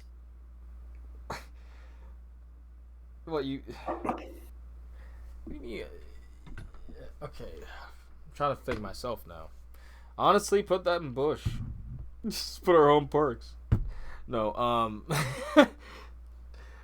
if I were to really put that somewhere, I want it to be a place that a park can take care of it. So let's actually put it at like a Knoebels, or I think Waldemar would be fantastic at. Maybe Fun Spot, Kissimmee. They actually take care of the it's Mind Blower, right? Yeah. Put it right next to it. Take out whatever the fuck else they have there. They're a little too similar. Yeah, I know. Kick-ass small scale Woodies. Yeah. Hey, Chris and Nessa, speaking of them, they really liked Mind Blower. Really? Uh-huh. You see, I want to like it, but I honestly do really like it, but it's so rough, like you can't really like lap it. So there's that. All right. Switch back. What else we got here, brother? He just appeared. He's back in the thing. He's back. He's back. No. Hey, Scooby. That was that the timing, the comedic timing of the kick was great, but then I believe it. But the following timing was terrible. So I feel I like literally just got on the freeway too, and I was like, "Shit, I'm not gonna be able to scroll yet." no, I felt really bad. Dude. No, don't. That was funny as fuck. I was just like, "Shit, I can't get in." Editing will make it even funnier. Dude, a random bus scrambling to like figure out the situation. It was. And then I looked and I was like, "The server's gone entirely." I kicked you from the entire server. Yeah, I was like, dude, make sure you didn't kick him from the server. He's like, make sure, and I was like, dude, I just saw kick and I hit it. That's why I'm not a Discord moderator. That was perfect. I loved it. Well, hopefully, do the Discord sounds come through like the cast? Because it'd be great, like Scooby's mid-sentence rambling about Ka to hear the clonk as he's kicked. Oh yeah, it literally just cut right off as I was talking. Well, I'm just hoping the sound of it comes through. To be honest, I hope it does too, because it was perfect. We'll have to maybe make the thumbnail something about like Tyler and Scoob fight or something. Well, now I need to ask your actual thoughts about Ka. So you're not gonna kick him, right? The verdict's not out. Actually, I'm just gonna step away and get another beer while he does his contrarian take. Okay. No. It sucks. I wanted to ride it, but I don't. I'm not like upset like everybody else is about it either. No, seeing so I do feel bad now that like, the one clip of like the person that was, pouring their thoughts out to the news and then it Yeah. cuts Okay. I back. seen that. Yep. And then I seen that person commenting on it. Right, right. And I felt bad at that point because I had just retweeted it, and then I started rolling through the comments, and I was like, damn, and unretweeted it real quick. And I was like, as funny as shit is sometimes to you, it still means something to other people. And like, while I don't think individual, oh, that's my favorite thing ever, warrants Coaster getting a send off every single time, right. I do feel bad for people. And Ka is one of those coasters where, like, no matter my argument, it should have got a send off. So, Yeah, it's not I'm on her Nighthawk. side. Like I'll even argue Anaconda, as much as I would have liked a send off, it didn't need it. No one wrote The it, fact, and everyone shit on it. the So And then fact you that got, like, Busch Gardens gave a send off to fucking Scorpion, and Busch Gardens but has terrible ops. but we That's had to like telling that they yell at could have done them. better. Didn't we have to yell at them to make that happen or something? Or like No, extend it? because we knew. Oh Yes, no! they did extend it, What but the happened fact that was we they gave knew us like instead a of the week. line. Yeah, they gave us like a week to travel down there and get rides on it, and they're like, "All right, we'll extend it to 2 weeks or some shit." Here's beer number 3, by the way. It's another Berliner Weiss, but it's flavored. It's flavored. It's called Living the Dreamsicle, and it's a blood orange flavored creamsicle Berliner Weiss, So and it's can you delicious. just send those beers over to me? Thanks. No, By the man, way, I've got a full size fucking couch now. So guess what? I could get the tiny air mattress, and boom, there's room for you and Gavin. Let's go. that's what I'm talking about. What's after ZDT here? So, are you the only one? Scooby, have you ridden that Switchback? The what? Switchback? I don't even know what that is. no, you know where Switchback would be good at? Michigan's Adventure. Oh, it would. It You really know would. what? I got some thoughts on Michigan's Adventure because let me tell you, buddy, if Ooh. Cedar Fair sells them, I guarantee you that park's gonna throw up a hyper in So- the first 5 years. I don't think this is in the news, but it was something I thought was interesting anyway because I've been theory crafting about parks being sold, like, in general. Me and Mike, we talking when we're in line for 305. We're just like, look, he's giving me some inklings. But what are your thoughts on Michigan's Adventure? You think that's going to be one of the ones that are going to be axed, or? I personally don't think it's gonna be one that's axed because it's so self-sufficient. But when I see the words future expansions, future this, future that, where does that fit in? So I'm on two sides of the fence here Right. because it doesn't really. I mean, it has plenty of land for future expansion and shit, but the problem is the area it's in doesn't draw a lot of people per year. So Grand Rapids is cool and all, but it's not the same as driving to Cedar Point and whatnot, or But down to Cincinnati for Kings Island. It's but hard to pull from those areas. does it not have a large draw because it only has Shivering Timbers? That's I'm about to the say, question. so- Versus if you put something else to increase flow traffic, So hear me out here. I saw low key from a friend of King's Dominion. I saw a chart that showed the efficiency of each park, and honestly showed like basically, it kind of showed the flow of like revenue. Like, I was shocked at some of the numbers. Is all I'm gonna say. MIA is one of the most efficient parks in the chain. Right, it was up there. Like, And that's what I keep trying to tell people. So when you go add 3 roller coasters to that, you add overhead, you add operating costs, you add maintenance costs. Like, they're self-sufficient right now. They make a profit every year. You add that, they might dip into a negative. It's not like it's so easy where people think it's like, throw a ride in, let's have some fun. Move Wicked Twister there because Cedar Point removing it for being too expensive isn't enough reason to not add it if it's an adventure. Like, are we serious? Like, they should put a sit down B&M looper in it then, because those are affordable and cost efficient. B&M, well, I'd say you're not lying about the cost efficiency. It's just costly up front, so I don't think you'll see. Yeah, anything like well, that there you either. have to spend money to make money. I mean, that's the rules of money. Well, that's the problem with their park. You spend $15-20 million, and you're not going Yeah. to make that back for 15 years. Plus, the overhead might sink you. because I was gonna say, But it's a shared revenue though. It's a system. It's not like, oh, Michigan Adventure spent $15 million Hear me out. for has this Kraken. money. It's not like Six Flags will just bail it out if it stops making money, and then at that point you're even further reinforcing the fact that that park is going to get sold because it's going to be a wait then. But that park basically is the reason why any of these extra shit can even happen for other parks. Like, right, that park is a cash cow in a weird way that, like, oh, we would do a bit more. We just need $5 million. Oh, thanks, Michigan's Adventure. Appreciate you. Now that, which is wrong in my opinion, because why don't they add it back to the park? Like, what they need to do is add infrastructure first and then add to the park. So like a 5-year plan. Mm-hmm. Now, if they clean it up, make it look nice, pretty, really utilize that lake, okay. Yep. Like, that's a short-term goal, but I do agree, and actually from seeing a little bit of the inside and behind the scenes of the actual story of it, that's like their little cash cow. Like, they like that park. That park is awesome. They kind of like that park. And not necessarily for the investment because they can use it for investment elsewhere. Yeah. I see people talking about how that one's like high up on their list of likely to get sold, and I'm like, I don't see it. But when I read future expansions, I necessarily that one's where I teeter because that park isn't personally getting expansions. So, what do you mean? And that's where I question. Because because when I think of it, if you think of it, the philosophy of yes, they want it as basically some comfy cash to have because they know they get good investment or they get good people, a good amount of people, locals coming in through there all the time anyway. Right.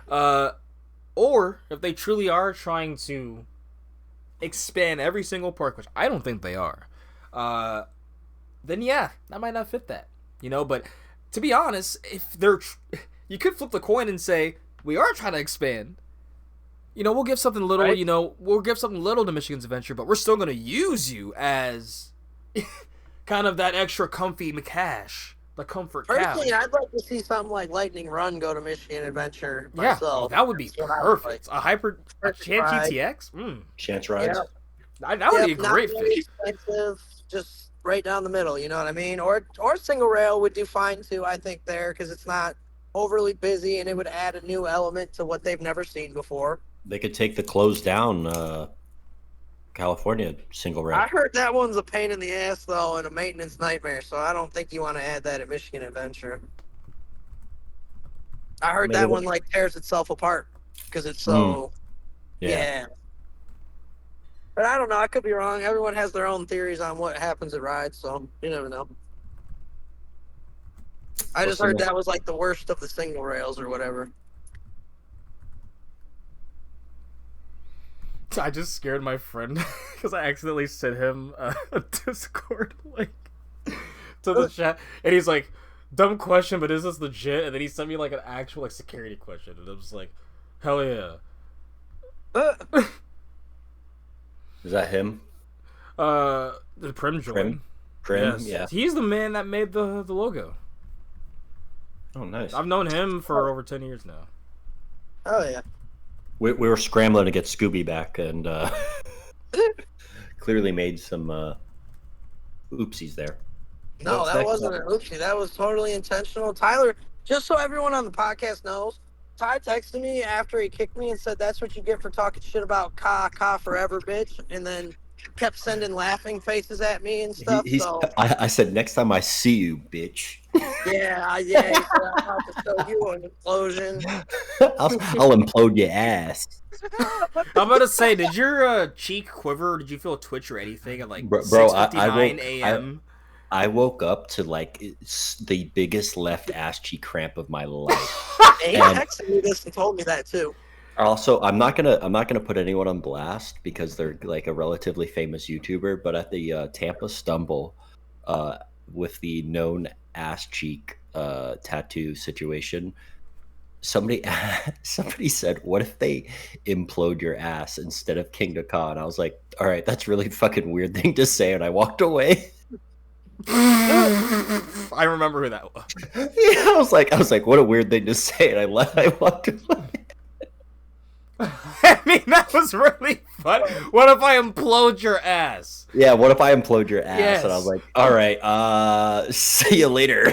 To go implode your ass. That's the first thing I'm gonna say to you when I meet you at a park ever in real life. I'm gonna shake your hand and be like, "Mind if I implode your ass now?" Scooby, we're not shaking hands, brother. We're fucking locking lips. Get out of here. You You're you already talking you all you that. think you think I'm gonna fucking shake your hands when I see you? No way, dude. Get out of here. Oh man. Not gonna lie, when I saw your brother at Cedar Point, it was like one of the best days I've had there. I felt Bro, guilty for have you, wanting to hang out so much, but they were like, "No, we want to hang out." And I was like, "All right, cool, then let's go ride shit." you've seen Tommy Boy? No, I haven't really. I've seen bits and pieces of it, but I've never seen the whole thing. I'm not a big fan of Homeboy. One of my favorite lines, because we used it a lot in the fire department because we all called each other brother, was brothers don't shake hands. And this is Chris Farley. Yep. Brothers hug. So yeah, you're not shaking my hand. Get out of here. I've seen parts of that. Yeah, I've seen that clip specifically and whatnot. Rob Lowe has literally never looked better. That is a handsome man right there. Holy fuck. Rob Lowe, he's Rob. hilarious in fucking Parks and Rec. Yeah, he is. He All takes right. me out. All right, tangent. What's next on the list here? Yeah. West. Oh, he's on his phone. What an unprepared co-host. Sorry. If you can dodge a wrench, you can dodge a ball. What do you want, boy? Where are you? That's where I'm at with it. We're at All right, so pause. You guys like basketballs at amusement parks or no? I don't play games at amusement parks because they're rigged, bro. All right, look, my friend had a solution to all the basketballs bouncing at the park. So, Mhm. you go win one at Cedar Point, and then you just sit there and wait for Raptor to go. And then someone just pitches it as hard as they can at the trains, and they think that'll be what finally gets basketballs banned from Cedar Point forever. And I kind of thought the idea was good. I would never personally do it, but the thought was kind of funny. What do you guys think? That kind of reminds me of that. Have you seen the video of the guy slinging the fish at Magnum? Oh wow, that's a Yeah, good video. What the fuck? yeah, that one's wild. Also, Scooby, in you're in Michigan, right? Yes. Have you tried out the place called Room 40? Never have I ever heard of that. You should, yeah. Whenever you're done driving, you should check it out. Yeah, Room 40. You've never been there? I don't even know what that is. Room 40's nuts in your mouth.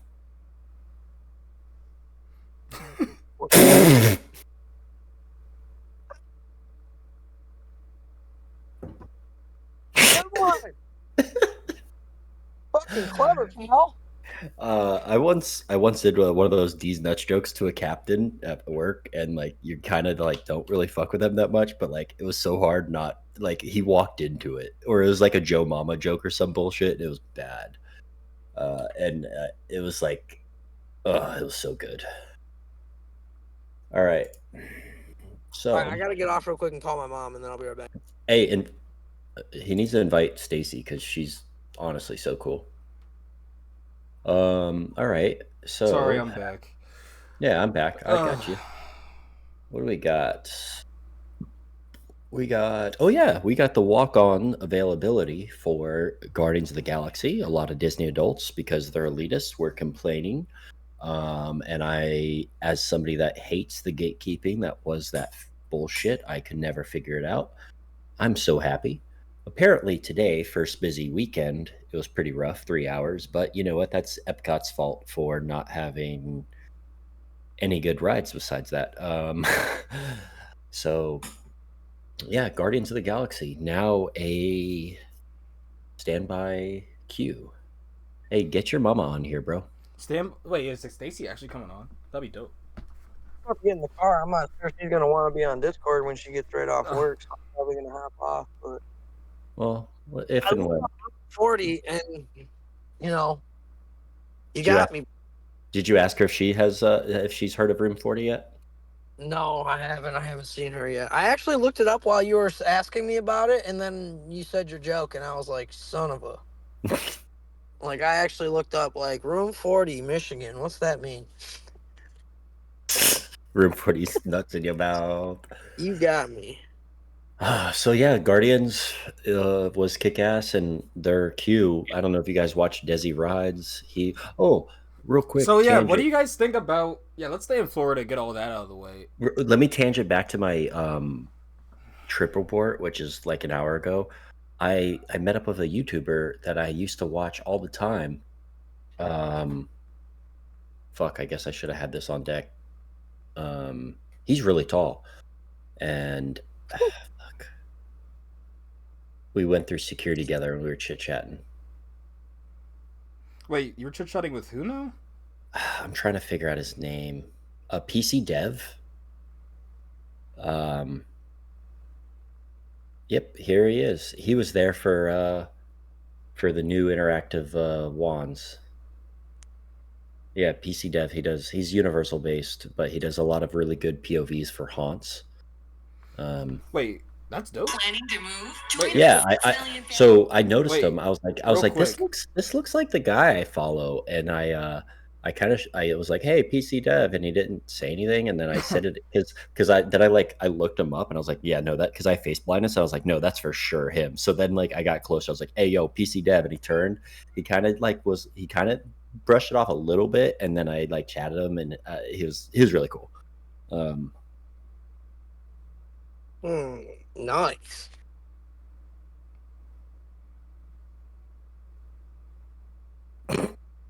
I'm gonna pretend like I kicked him. I didn't. Honestly, I still think that's why the HHN thing in Vegas is going to go off because more people are looking for like haunt is big all around. Like we're seeing more haunts more year round anyway. It's not just Halloween. So I don't know.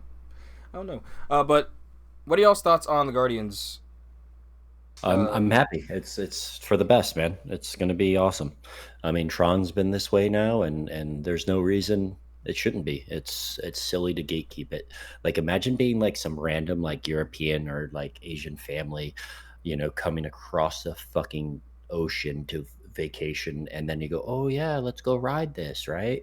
And then you get there and they're like, oh yeah, sorry, no, you have to figure out this, and it's too late now, and it's like your last day and you're at Epcot or some bullshit and Yeah. you have no idea.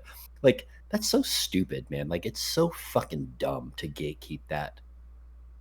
And I understand like the whole weights, but yeah, fuck it. If you want to do it, you can go fucking do it, right?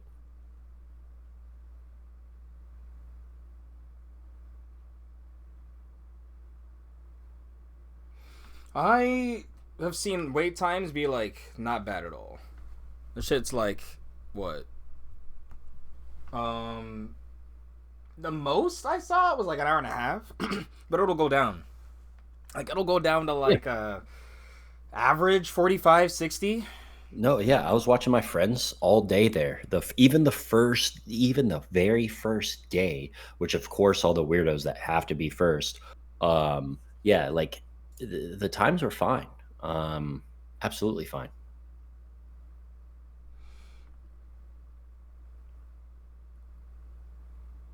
And Disney Ops on that machine has some crazy good throughput. Yeah, Disney I don't think we talk I don't think anyone talks about Disney ops, but like they're that's one thing we got to give it to them about. They're some of the fucking best in the world, bar none.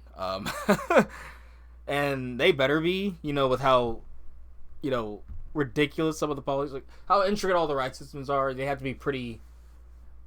I don't know how it works exactly, but I know it's not like King's Dominion where you might be crewed for like 4 rides or a whole area.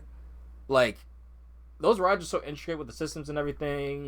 Depending on which ride you're on, you might be on that ride and have to be specialized or actually train on that ride for like weeks. Especially if you want multiple positions.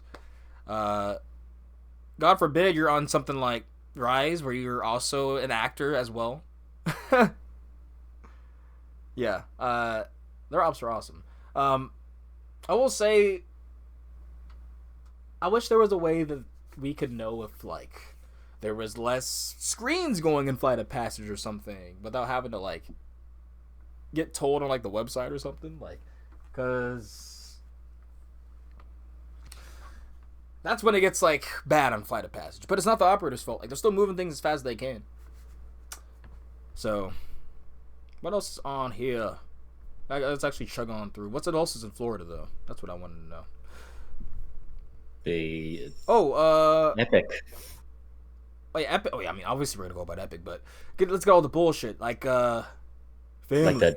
the lady that doesn't the scumbag of the week. Oh yeah, we'll do that at the end of that, but no more family.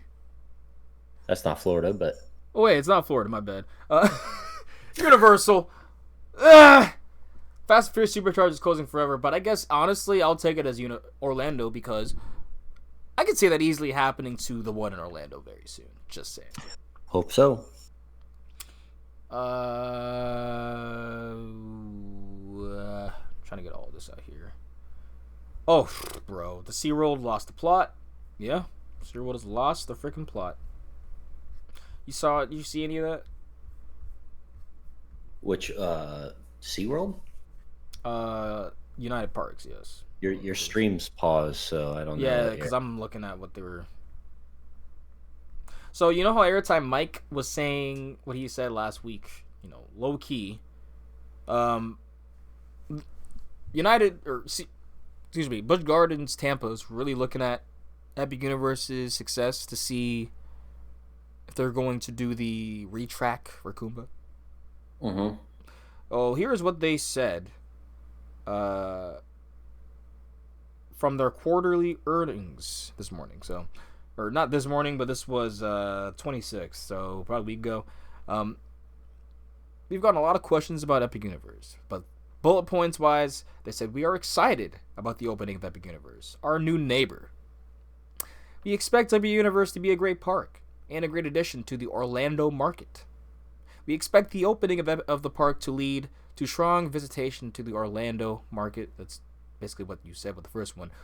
We welcome high quality, significant investments in the Orlando market from our peers, which we believe benefits everyone in the market. God. As a reminder, Orlando is the most visited city in the U.S. This article reads like when you need 150 more words in your essay. Yes. But you're like, oh, I gotta extend this presentation for 2 more minutes. Yeah, I'm just trying to read to see where they say market again. Like, they only say it one more time, actually. We, as others, have been preparing for the opening of Epic for quite some time, and we feel very confident in our ability to capture incremental demand with our high quality and highly differentiated offerings in the market. I don't know, Chief. Let me finish it up before I say my piece. We are also very excited about our all-new revolutionary Arctic immersive flying experience that we are debuting this year, and that you will hear about more over the coming weeks, as well as other new exciting elements that will be announced shortly in our Orlando park. Ooh. Oh, so is that a teaser that they're doing another thing there? Yeah, I'm very curious because, Arctic immersive flying experience. Let's see if they can do the upkeep on a flying theater. That'd be crazy, huh? Regardless, I'm going to go to this fifth point. We, as others, have been preparing for the opening of Epic for quite some time, and we feel very confident in our ability to capture incremental demand with our high quality and highly differentiated offerings in the market. Let's go over what Epic has. So, Stardust, you can put with Gwazi. That's what I'm hearing from members. I'm hearing a lot of people, it's one of the best coasters in Florida. We already heard that last week with Mike, or last episode, sorry. We already know that ride's gonna slap. So they already have the thrill coaster. On top of my head, Cobra's Curse and Curse of the Werewolf. Isn't that the spinning coaster in Epic? And then you have obviously an already better family coaster, the Cheetah Hunt, the Isle of Burke family coaster. I forgot the How to Train Your Dragon coaster there. Every family coaster is a better family coaster than Cheetah Hunt. So, and I guess you don't need to try to put it equal like that. I'm just kind of bullshitting right now, but I'm going to go on the operations aspect and guest services aspect. Well, push when bullshit happens at about you. Yeah, when bullshit happens at Universal, I mean, and obviously people can have this is antecedent evidence, but like for the most part, for the over 10 times I've stepped foot into that resort, when something goes wrong, and if it ever goes wrong, which is rare, it is dealt with pretty handsomely. Like giving express passes, giving talkative operators, transparent as well about current situations. Very informative about policies, and even when stuff goes wrong, you are comforted and made to feel. The fall is, with a cloud instead of putting you on the concrete. Like Universal, they'll do the prank with you. They'll make you fall on a banana, and there's no padding. You just fall straight up on hardwood. That's what they do at United Parks and Resorts. Here's a 9% surcharge. Whoopsie. No, Yeah, fuck that. That's what I mean. It's like they're gonna go to Universal, and then they're gonna go. Really, they're what? Why not? Why not? Right? Or are they truly like? I truly think that they've made the ecosystem, like Universal made an ecosystem. They're gonna make it to where, like, honestly, we're cool staying here. We have a hotel here. We could take shuttles to all of the freaking parks. We from Epic to Islands to the Islands and Studios right there at the Volcano Bay, and then SeaWorld is right there. So honestly, I'm not sure where Busch is gonna fit in all this. SeaWorld might do okay, but let's be real.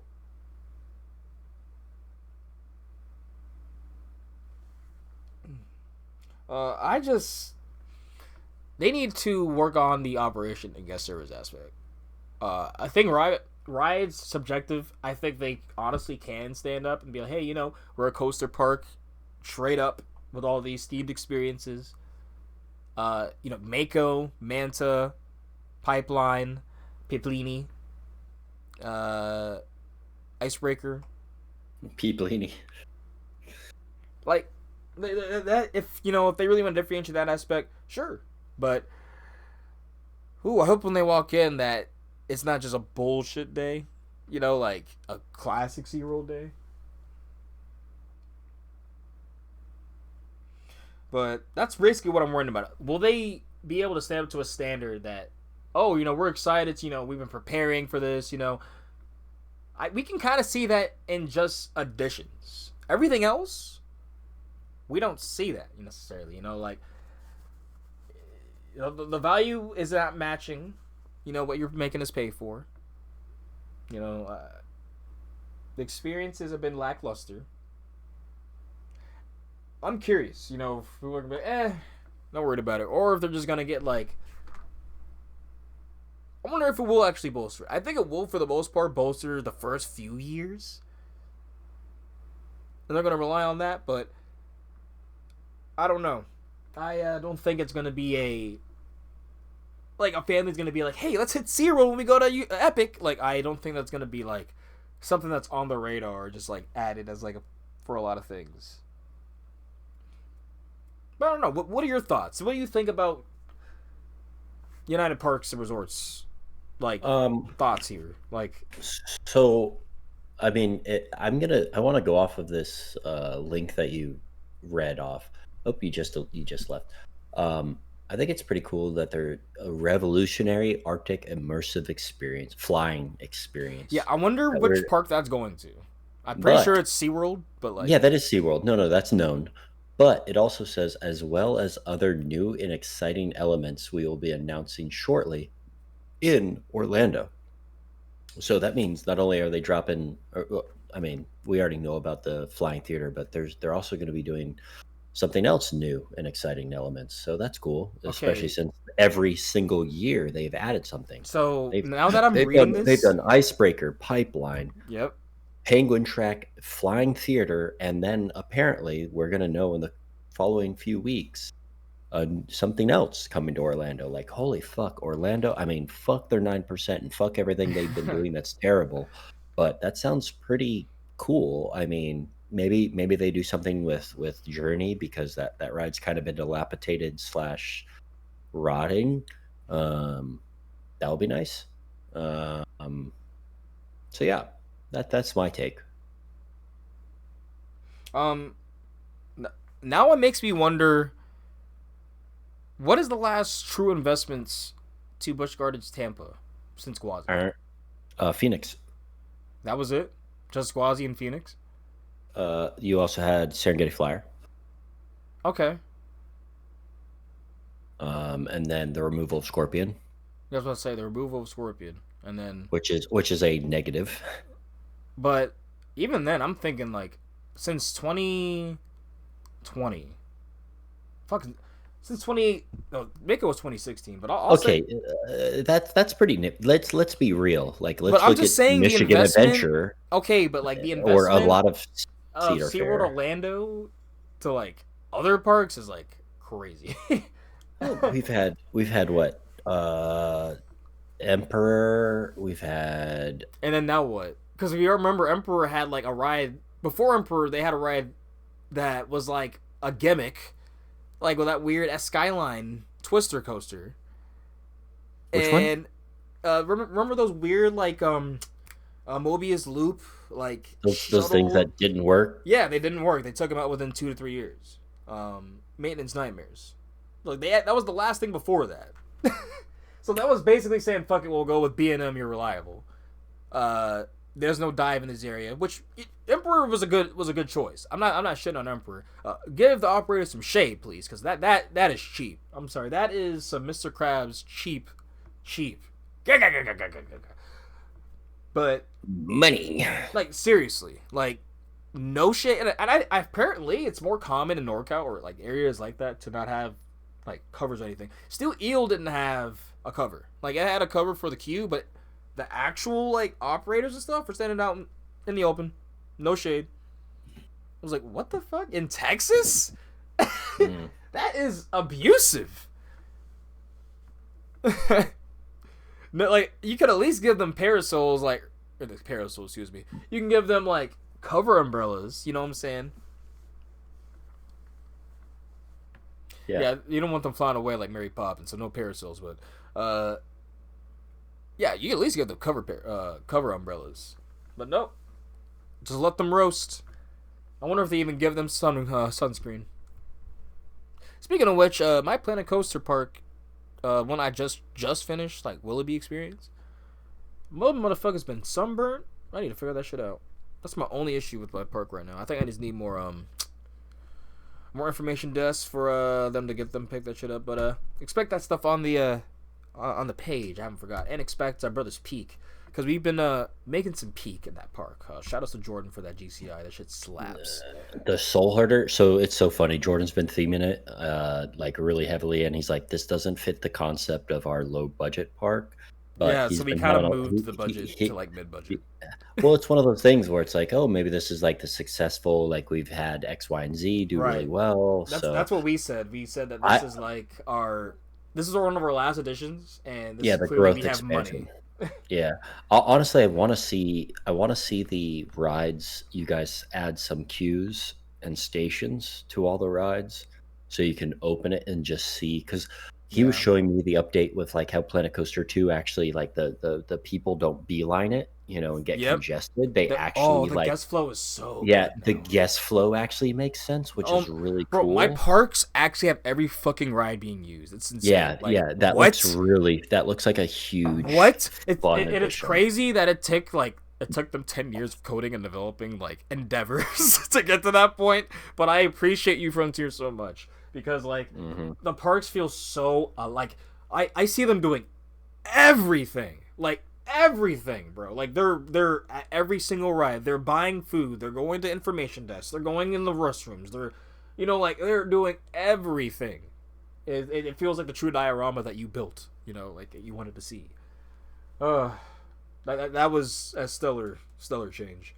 And the friction thing that they just threw in there. Just that last update was fantastic. That last update truly is what the game should have released at. Like, shilling aside, that's what it should have released at.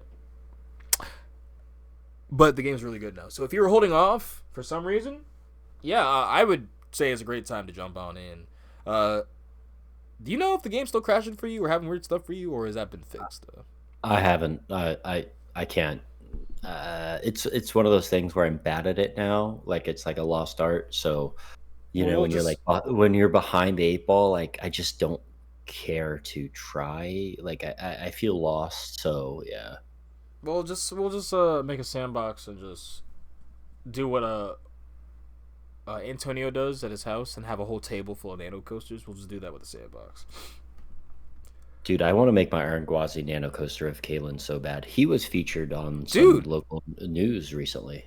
Yeah. Wait, was that actual news? Like, I thought that was like a podcast. So It was it was like a segment from a news, but it was like a news channel type of thing. God, Father, Gwazi. I would look up Kalen. Oh, that's I didn't know that was his thing. Yep. Um. There it is.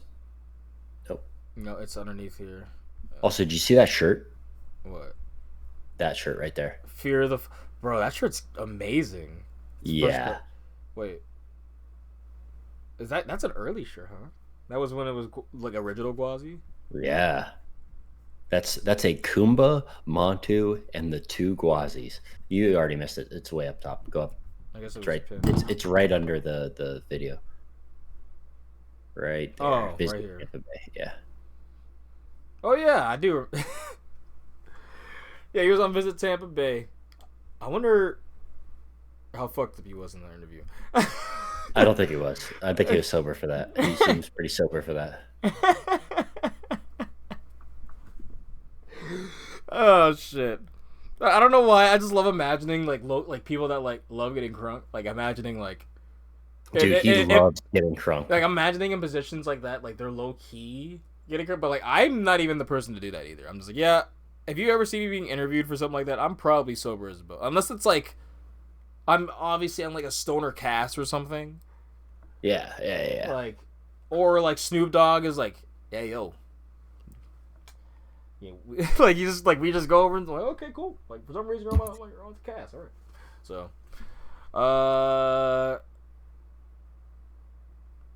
wait, dude, was that on this by the way?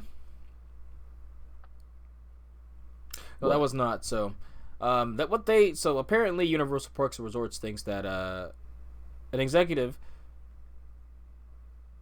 they says they have better value than Epic than the Universal Parks in general. Yeah, I call bullshit completely on that, but they do have really good pass holder perks. Okay, explain. Well, okay, it's not $1,000 for the highest tier. You get okay, fair. Well, okay, so I'll keep going. So do you get any free tickets with Universal pass holders? I could bring up to I don't think sometimes. So every year it fucking changes, but it's like I think at one point I've seen up to 12 fucking guests. That's a guest a month. That's insane.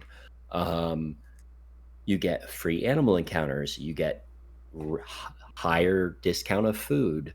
You get premier, preferred parking. You get it's a good value. I mean, I definitely don't simp for corporations, that, but and I have my issues with the Seas Park. I definitely have my issues, but I do think the value is there. Yeah, that being said, fuck that 9% bullshit. So let's bring it out here. Like, I go to the park because this is the reason why I stopped with my pass. Why I thought the value was not worth it. And I was still paying for Universal at the time. Let's say I was paying around the same for Universal. I think I was paying less actually at the time. That was crazy. I had a deal though, so I had a deal to be fair. To be fair. Yeah, exactly. I would go to United Parks and be like, okay, cool. Kumba's down, random rides down. People are giving you random, inconsistent operations, and food is some of the worst in theme parks. And I'm paying almost $40 a month. Now it's 26. Yeah. Now it's 26. They have Bush Books now. That wasn't a thing before. But also I remembered having a pass before the pandemic, like 2016 to like 2018, and getting like 12 to 15 free guest tickets. The passes being like platinum for $20 a month. Like, and the food in Fest House was actually good German food. Not freezer It's burnt pizza. we're living in Trump's America. $20 a month doesn't even exist for fucking Netflix, bro. Dead ass, bro. I I think out of everything, because I'm paying for most of the streaming services, but I'm paying like $40 a month for 40-50 month for no ads on everything, and I watch damn near fucking 5 shows in the whole fucking service. Uh, You got that and YouTube Premium? no, I don't pay for YouTube Premium because that's a whole other addition I gotta pay for. I'm already debating. If Oh, sorry. anything, Sorry. You just said you pay for all the premium well, I services. know I pay for 2 other streaming services. Is what I said. Oh, okay. So I think Gavin will pay like max, so he only pays for one. But like, I'm just like, oh my god, it's getting ridiculous because my parents, like, I'll just sometimes have a profile on theirs that I'll use for like live TV, and I'm just like, Jesus Christ, they're basically almost getting close. It's getting to that point with like, it's almost TV pricing now. Like, it's getting kind of crazy. So, I had a hookup from like many months ago that I have a free Disney Plus login, and on my on my when I at my old place I had the Apple box and I had my mom's Disney Plus, so that was fun. Where are we at on the news?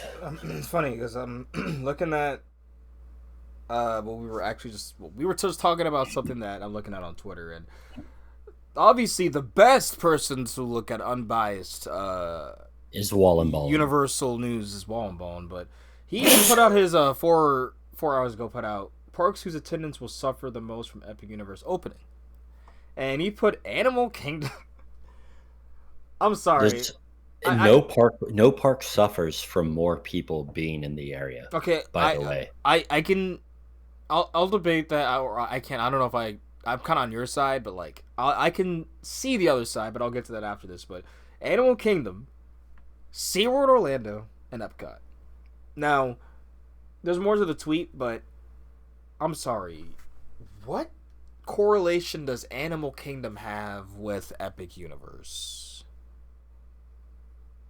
I feel like that's its own thing. okay. I'll play devil's advocate because I don't like this guy and I actually have him blocked. But You have him um, blocked? I do. I think early on my Twitter life, I think I got into it with him, not knowing his shtick Oh. slash, you know. Yeah, in So person he's completely fine. Like, not okay, yeah, that's fair. So here's my take. Is Animal Kingdom, you can argue, is not a full day park, right? So maybe the families that are in Orlando for, you know, their 3 to 7 day Universal, mostly Disney visit. So now they have Epic. So maybe that day is filled for Epic as one of their few vacation days instead of the least desirable Disney park being DAC. Is it though? Yes. I mean, yes and no. It's funny at Descent. I made a friend because I've been there every night since I moved in, and he is a huge Disney Animal Kingdom fan. It's his favorite park, and he's like, people that don't like that and think it's a half day park are just they don't Wait, really like you the meant like animals. a? Blah blah blah. Is he a Disney adult or is he like a Thuzy?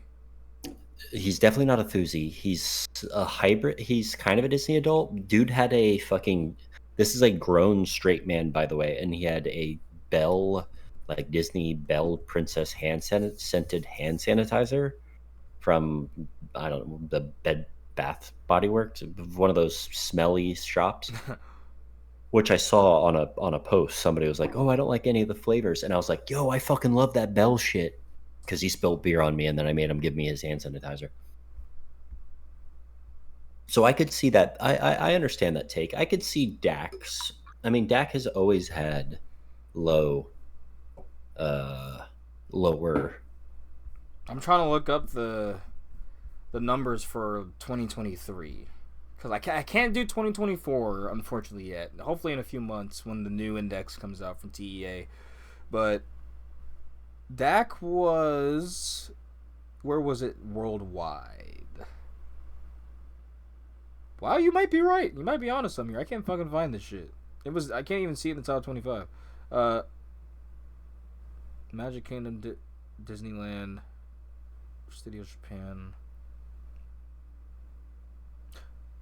Disneyland Park. Yeah, I'm not seeing it in the top It 10. had a very low. 2023 had less than 9 million. Yeah, it had 8.7 mil. Yeah, It 8.7. actually went down 2.8%. Yes, yes. From 2022. Hmm. So that was obviously a few. This was like 6-7 months ago. This index, but 2024 they didn't add anything. Like there's nothing new to Animal Kingdom. They were obviously doing all the deconstruction of Dinosaur or Dinoland USA. Sorry, which I am going to be sad to see a dinosaur go away. The One of the theme. most aggressive dark rides, baby. Oh, that was the other ride we did. Oh, Besides Transformers. was That Transformers. ride is literally trying to throw you out of the theater. Dude, I had Nessa. I was laughing. I was like, because we were kind of like explaining the ride to the two that hadn't been on it. I was like, especially the guy that was like, oh, what is this?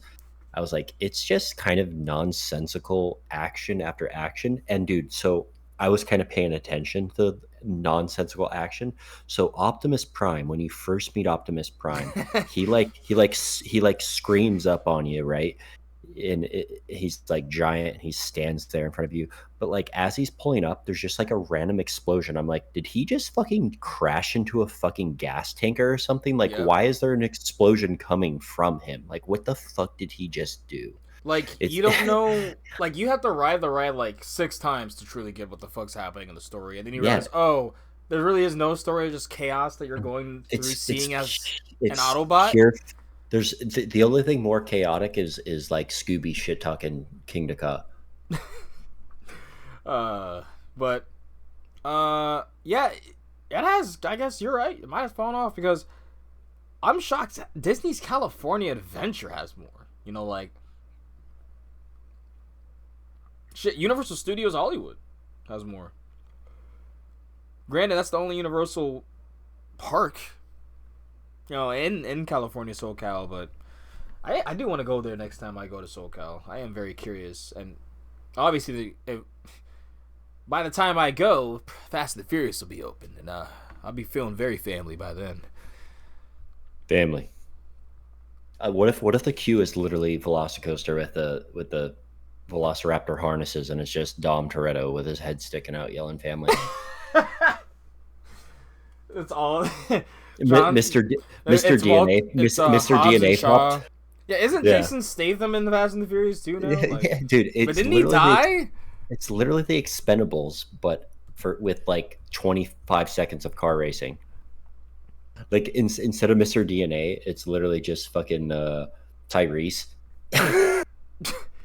Like, okay, who does he play? And Idris Elba was in this movie. What the fuck? They just It's the Expendables, bro. They literally made the Expendables they just made a modern day Expendables. Like, so with cars.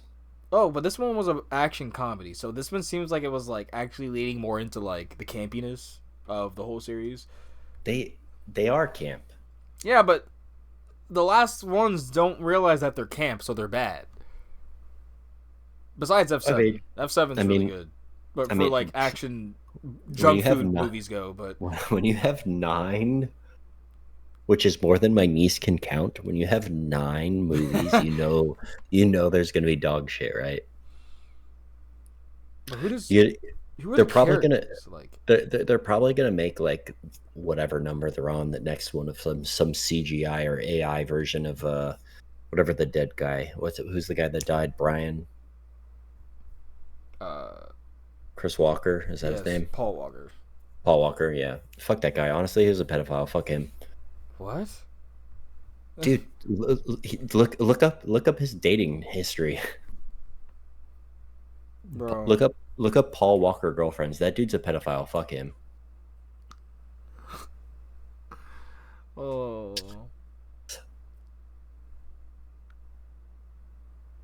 Yeah, I was never too fond of the man myself, but yeah, Paul Walker. She was dating Paul Walker when she was 16 and he was 33. 33. I'm 34 years old, okay? So, what? 16 and 33.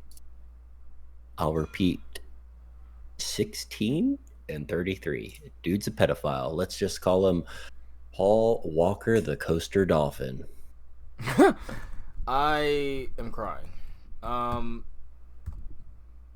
He's Deckard Shaw. Oh, well, this is the part that matters. Yeah, that's a handsome man right there. I'm gonna look up his controversies. Don't you dare. He's perfect. Jason Statham is perfect. Look at that, dude. I need a pinstripe purple suit. That's what I'm gonna wear to my job interview right there. I'm gonna wear a turtleneck, a dark turtleneck, on top of a pinstripe suit like that. Oh See, my if god! you do that, then you're giving Englishmen immediately, and They just give me the job on principle. or they do it because you're an Englishman. Yeah, but if they don't, I'm gonna fucking They're just like, hit why? him with that Colombian bolo tie after They're dark. just so pissed at the fact that you're like, well, they think you're American, but you're trying to dress as an Englishman in America. They're like, what? So it's a 7-day Adventist hospital system. So they kind of mentioned that, and I was like, yeah, I relate to, Christ being compassionate and caring to all, and blah blah blah. But let's be real, for $37 an hour, I'll fucking do anything.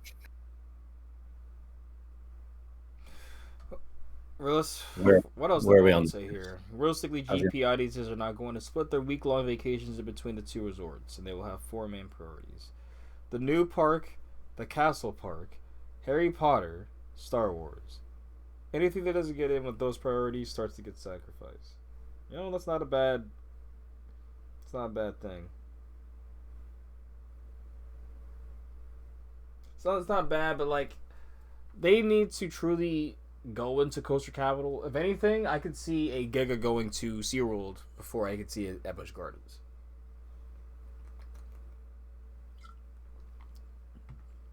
What are your thoughts about that? Might be a hot take. Here's the thing about that is, if you've been on the safari train ride at Busch Gardens, you know how much land they have.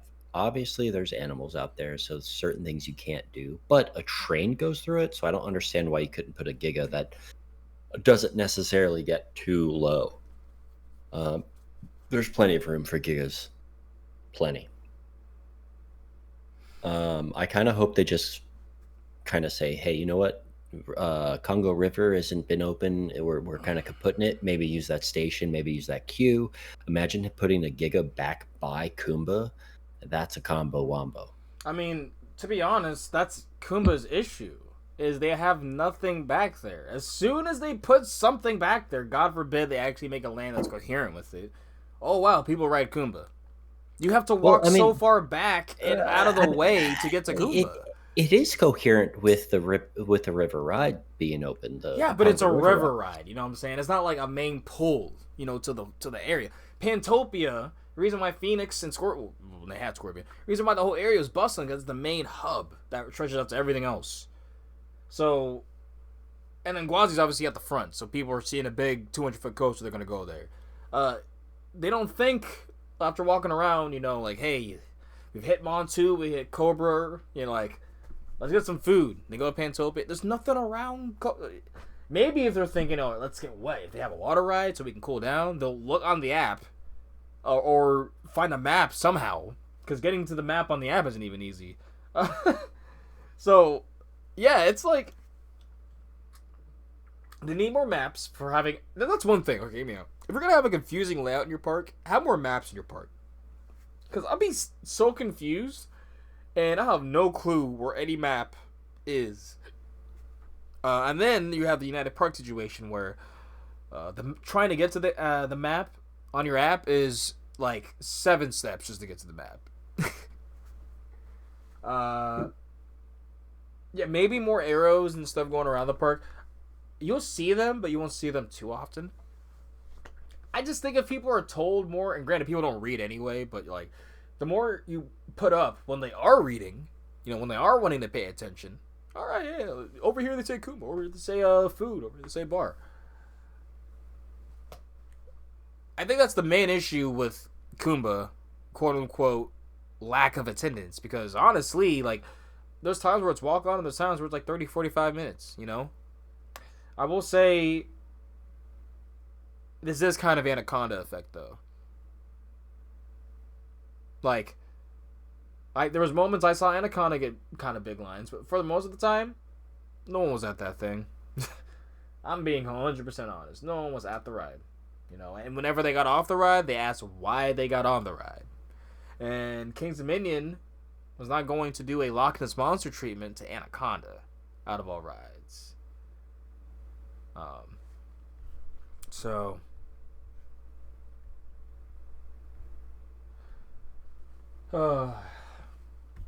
what else we got here?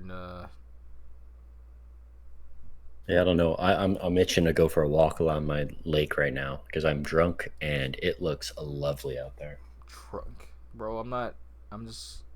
I must not be there right now. I need a high I mean, life. I've had look. I mean, these are Oh, 16 you had ounces. 4? These are I've had 4 16. Well, I'm not done with my last one, but I had probably another 16 ounce at the bar tonight before I came home. We weren't done with them. United Parks and Resorts is in discussions with multiple potential IP partners to feature globally recognized IP in rides, attractions, and other activations in our parks. What are your thoughts on that? Because I have some. I was gonna say that, like, what they just used Sesame Street, right? Yeah, and the Sesame Street just sued them because they couldn't pay them. Okay. So I'm like, okay, you guys are already struggling to pay not only roller coasters that you guys have twice now, not just with Gwazi and what other ride that was being put up, but now recently, I think with Phoenix Rising or whatever ride, I don't know if it was Penguin Trek or Phoenix Rising, but they got lean on contractors for that, the construction crew. Sesame Street is suing you know, and they won that. And then they lost a lawsuit with the Stanleyville Theater, having to give out all that money for that. So I'm like, granted, the last one was not IP related, but like, if they already cannot pay Sesame Street, what makes any IP think that, like, hey, I want to put my IP in here for you guys just to not get the return on investment or the contract share, then have to then sue you or make a lien, you know, like, really?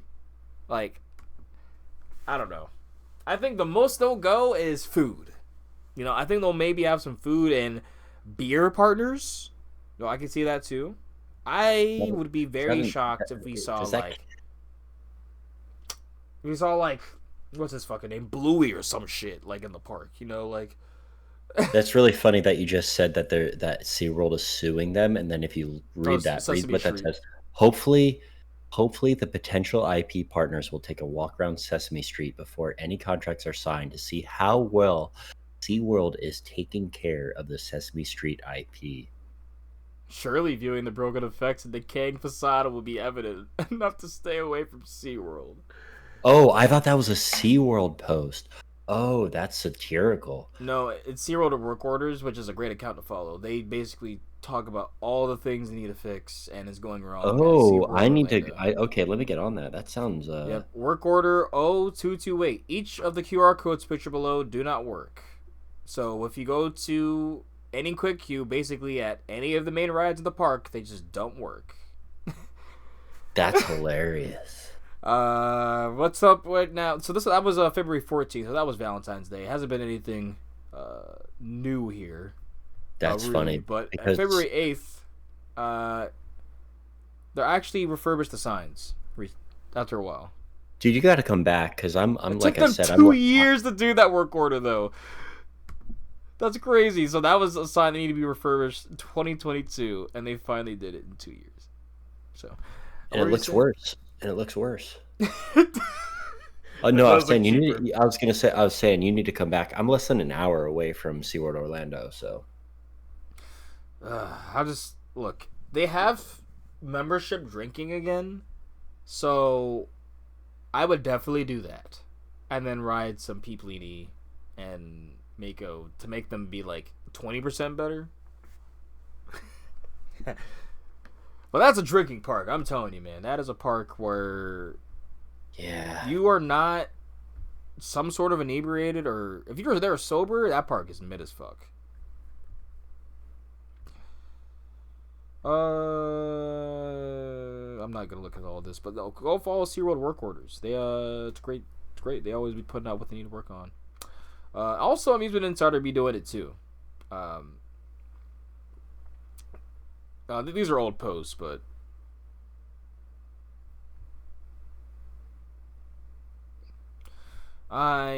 moving on here. What rides are on the chopping block? What I like that every time you go back to Twitter, I see that is perfect. Like, that's what I want to see. You see my cool kick-ass camo pants, which the fact that I was wearing the same, like, matching camo when Brian was wearing camo, I was so happy about that. So what's on the chopping block for where? Six Flags, everything. Six Flags, yeah, probably. Plan to divest smaller non-core parks and access undeveloped land in the future, following a recently completed review of its portfolio. So, I actually read a bit of this. I'm not gonna read through it because it's so much business talk, but they basically were explaining to like shareholders and a lot of the people there, like, hey, like, we have a lot of land at some of these parks, like hundreds of acres, and we only use like 100, maybe less.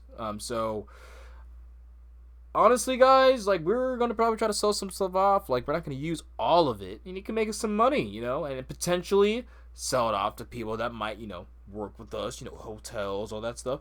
So they were saying, like, one of the quotes I thought was like,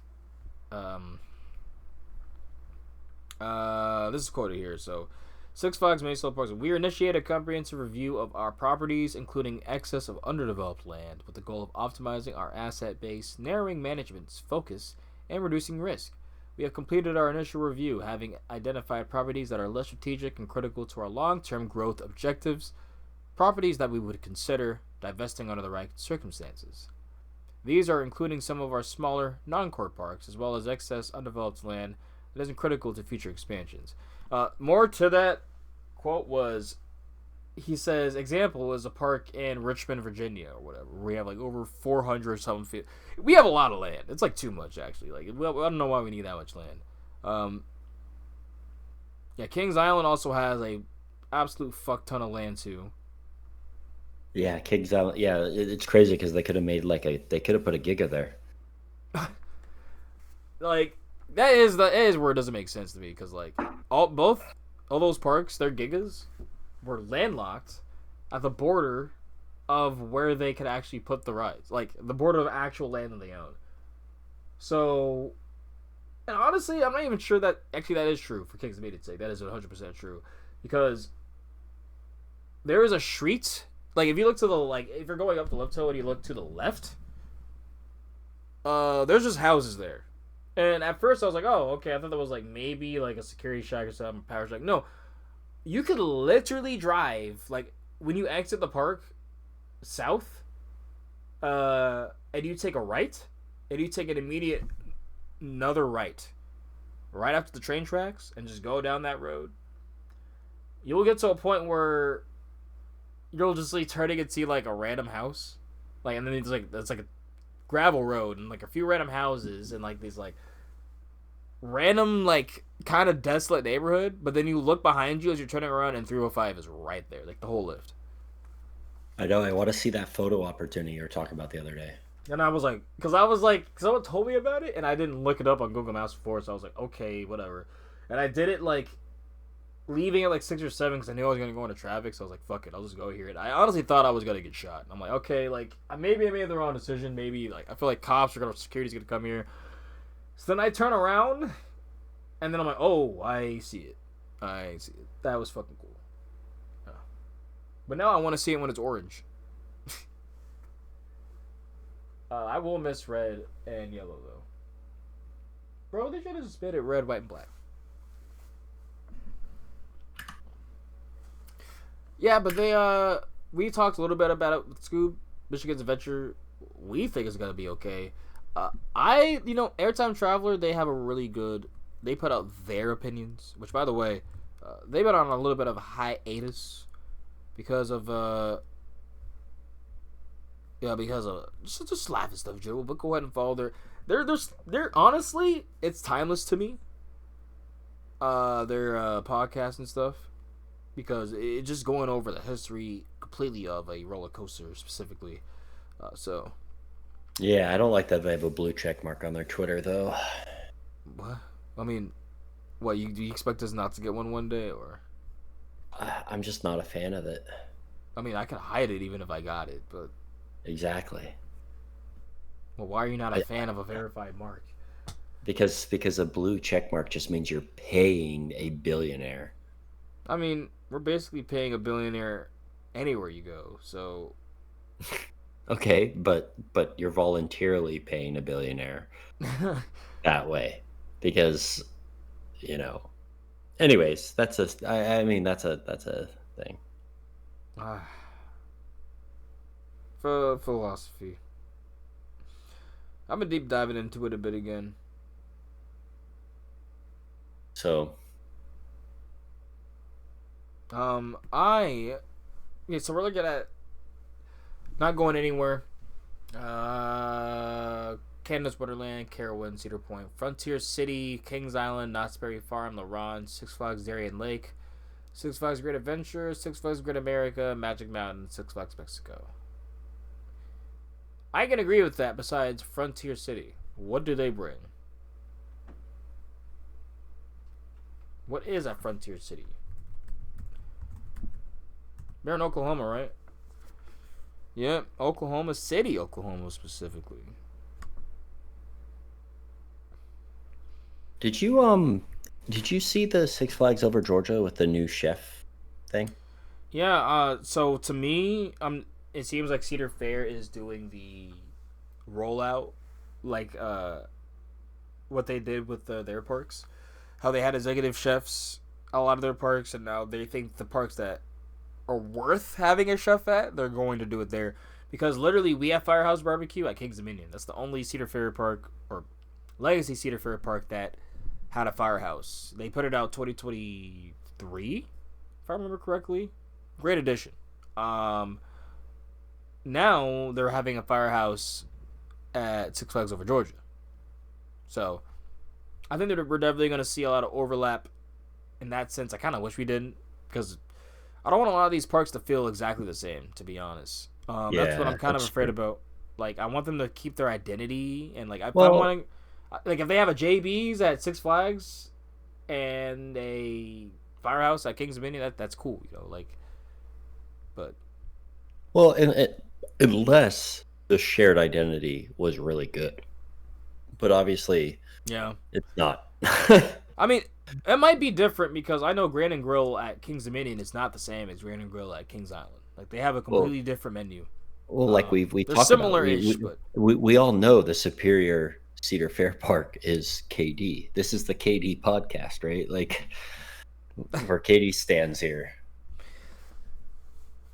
I don't know if superior to what? Kings Island? Oh, I mean, I can't really eat at either one, so I don't give a fuck. But I have ate KD's. Oh no, I had KI's burrito place. Their little Mexican joint. They've got a good vegetarian vegan option. What rides are at Frontier City? That's what I'm trying to look up. I Their don't biggest even know what ride Frontier City is a Arrow Looper. What is Frontier City? It's a really small park that Six Flags bought. I forgot how long ago. What's Rolling Thunder? It's a Larson loop. Oh. Yeah. Yeah. They have 3 coasters here. What's Silver Bullet? It looks like a Schwarzkopf, so No infants. Cool. Oh, hell yeah. Oh yeah. Silver Bullet. That's awesome. Click that. I'm afraid it's gonna. Oh no. Okay. I feel like I lost the plot right now. What are we? I'm pretty drunk. What are we talking about? We're talking about what rides could be or what parks could be leaving. The Six Well, Flags shade. seeing as how I've never heard of this, probably this. Frontiers. I don't know how people could think this is staying. To be honest, maybe it does have good draw, and I just am not. Like maybe it's a Michigan's Adventure situation, you know? Yeah, with the low I mean, think about it. A Schwarzkopf from 1986 probably does have a low operating cost, right? Right, and they only have an Arrow from 1979, I think. Like I'm dead Jesus. ass. Like they literally have nothing new. When does Diamondback come out? 1994. But sorry, that actually is quite new for an Arrow, so it probably isn't bad. That's an arrow? That's not a shuttle? Previously part of Lightning Loops at Six Flags Great Adventure. It just looks like a generic looping arrow looper, you know, like I don't even think it's one of the big ones. No, it's not. That's a it's a launch. It's the flywheel shuttle. That actually is kind of cool then. Um, Yeah. and then the other one is Wildcat. It's a wooden coaster, so maybe it's good. Fan favorite classic wooden coaster. On this wild ride, you experience all the thrills and major speed and major airtime. Airtime. Yeah. Yeah, if you're still listening and you're in the or you're in chat, tell us if you've ridden any of these. The backwards launch on Diamondback looks fun. Okay. Why is this sped up so fast? What? Are you seeing this? That's pretty funny. They sped up that video. Yeah, this video is completely sped up on their website. Are you serious? This is like a 1.5 video. It's making it look like it's going crazy. Bro, I have to look at the actual video now. This coaster looks terrible. That coaster, even at 1.5, looks like it did nothing. Yeah, that's what I'm saying. Like, what was it called? Wildcat at Frontier City. Yeah, that didn't do anything. Bro, the fact they had to speed that up is sad. So I'm looking at one from 6 months ago. Coaster Crutchfield's reliable. I've got a coaster force from 13 years ago. All right, yeah, this is literally night and day. That might have been 2 times speed. Like, holy shit, that was. I don't know who designed this though. I'm gonna try to guess as it goes, but that I hope this isn't GC or CCI because that was pathetic. All right, maybe an airtime hill there. I don't know about that. Definitely not one there. Yeah, definitely not. Why does it even stop like that there? Okay, old There's design. an airtime hill. There's an airtime hill, yeah. Okay, so the video from 13 years ago that I'm looking at looks much smoother and there's more trees. So they got rid of trees? Yeah, we're like at the same. Yeah, this looks boring as fuck though. And it looks short as hell. Because you do that and you just go into the brake run. That last hill is braked. Did you see that? Yep. Rewind there a second.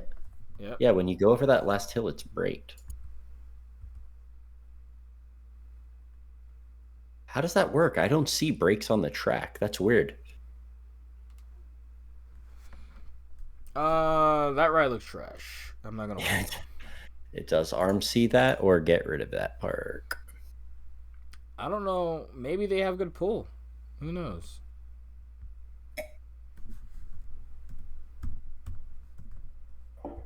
Let me look at Frontier Shitty on here.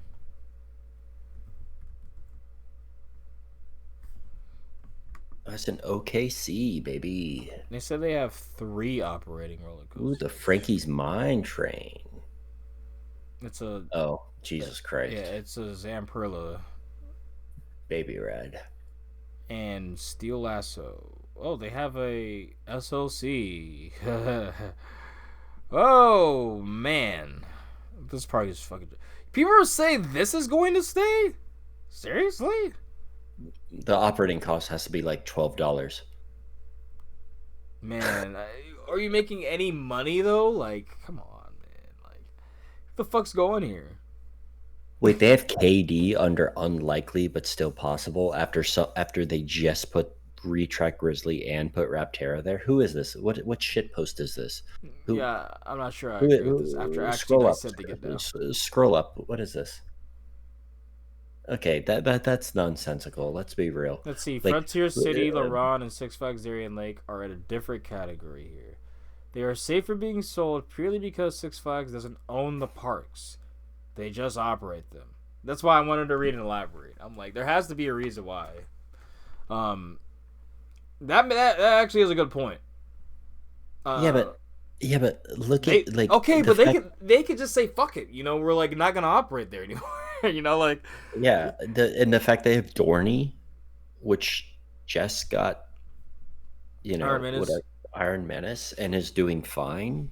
So, from what I saw, and that from the chart from Cedar Fair employee, Dorney Park is one of the operationally, it's run very well, but money wise, it's like they don't really care either way. But surprisingly, in their peak season, they are some of the most efficient when it comes to their ops. Yeah. Let me look at could go either way, or not, or unlikely but possible.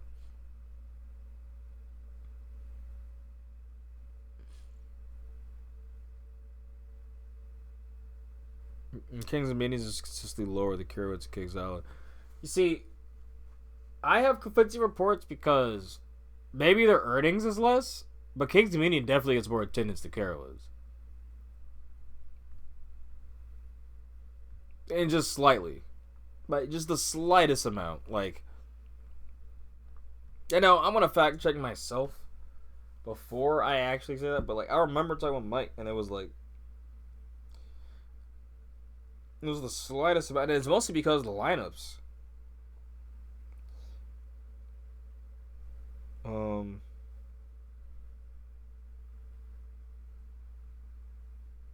Oh, do we have Ijanika with the death? That's pretty fucking shitty. Oh, we do have that. We still haven't got about Epic yet. But let's make sure we get through all the small stuff and they go through the sad and then I mean, I think we did, right? We have a bunch of cost stuff. We have So Six Flags Over Georgia actually saying new chef.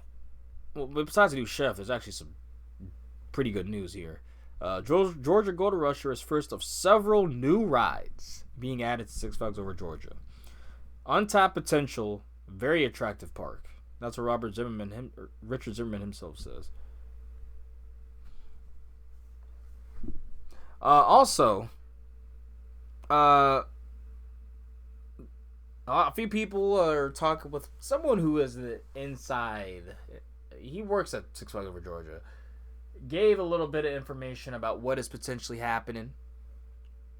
And I didn't know this, but Six Flags owns another water park like 20 minutes outside of Six Flags Over Georgia.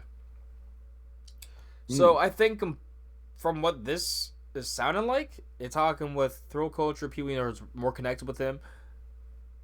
The Hurricane Harbor is going to leave. I think something else might leave. I know Go Karts is going to leave as well. And At what park? Six Flags Over Georgia. They So have basically, go-karts? exactly. I didn't even know they had go karts. Like, Where?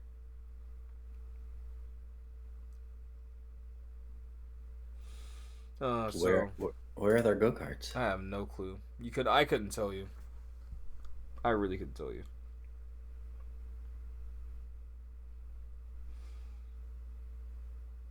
All right, I got my fact checked. So, KD is around 1.6 to 8.8. Carowinds around 2 to 2.3. And to be honest, okay, if it's closer to 1.8 and it's closer to 2 mil, it's not a big difference at all. But if it's closer to 1.6 and Carowinds closer to 2.3, that's pretty big. But You also have Bush there as well. There's nothing else around Charlotte. That's just Carowinds. Yeah, but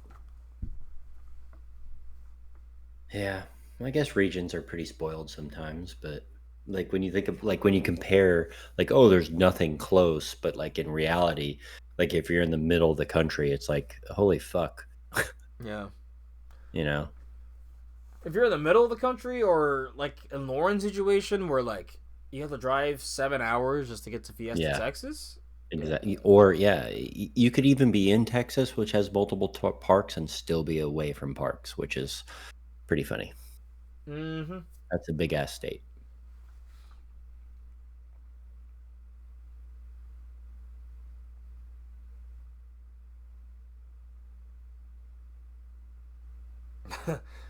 um.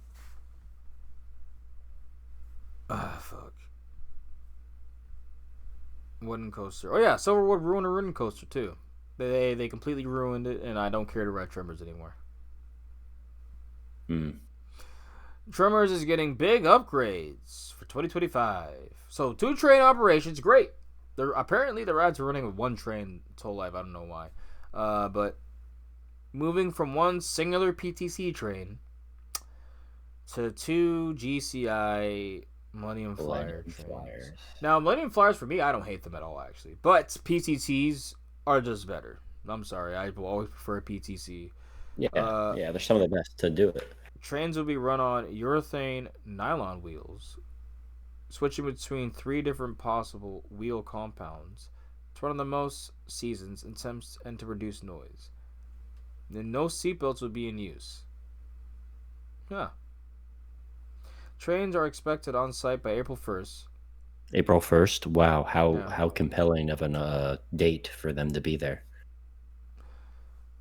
Rocky Mountain construction. This is where it's ruined. This is where it's completely ruined, guys. Rocky Mountain Construction Steel 208 retrack replacing traditional wooden track, completing multi-year conversion to the steel hybrid coaster. Yeah, so we just don't have a wooden coaster anymore. We just lost one. But what? But like, for what ride? Tremors at Silverwood. Is that a good one? I Like, does it mean, matter? people said it was good. Yeah, but like, I don't know. Uh, RMC makes good stuff, right? I mean, yeah, their own stuff, not putting a BBL on wooden coasters. BBL. A botched one at that. Like, A shit, BBL is just the a good thing, formed. box or not. It's just the formed and fucking like bent. It looks like a balloon that shouldn't be inflated still. You know those like old 6 months balloons that are just sitting dusty, like deformed. I know what Kim Kardashian looks like, bro. You're good. That's essentially what two-way retrack for is. That's how. I mean, they put Titan Track on Boulder Dash, but that's how it felt on Boulder Dash. It's just like inconsistent, terrible transition slop. Just I have family like within 20 minutes from Boulder Dash, and I've never been on it. it's quite good. A bit overrated, but quite good. It's definitely a night ride though.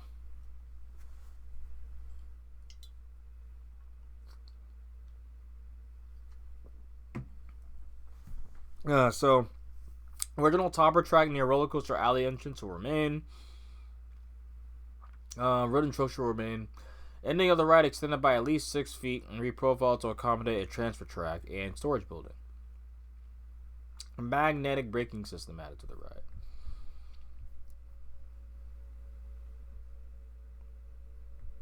No, I should have retweeted this.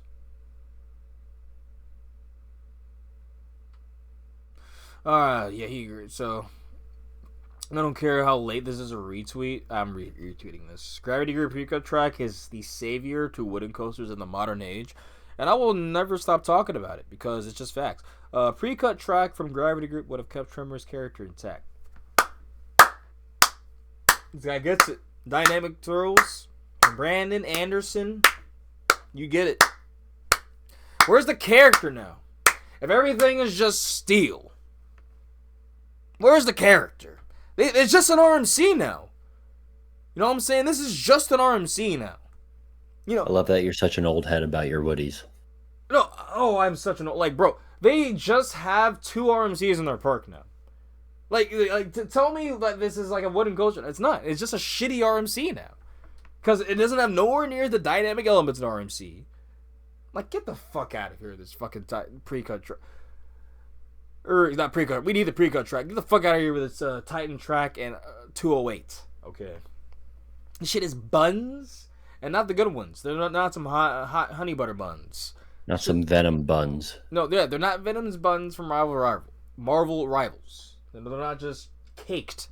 Okay, there's some flat, no shape, no Pilates, just sitting there in the chair, funking up the chair. Just straight farting in his fucking whitey tighties for 2 days on end.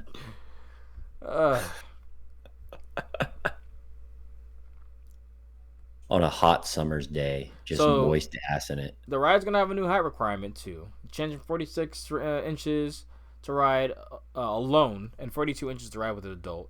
A change 48 inches to ride alone, so it went down 2 inches. That's good. That's good. That's good. I'm starting to look into the low ride height stuff because of my niece. Mm-hmm. Because she's she's a baby, right? She's not even 2 years old, and this little one likes thrills, so it makes sense. She was my brother's wife was riding Mako while pregnant. She didn't know it at the time, so the fact that she came out the womb as a little thrill seeker makes sense. That happened with my nephew too. He was on Apollo's chariot. I love that. Oops. I don't even know what I did here. Yeah, that coast is ruined. I don't care to go to Silverwood anymore. Okay, they have what you call it? Dramatic. They have it's very dramatic, but it's also true. That giant inverted boomerang. They have the Gib there. That apparently rarely runs, so I kind of want to go just to see because it's one of the last Gibbs standing.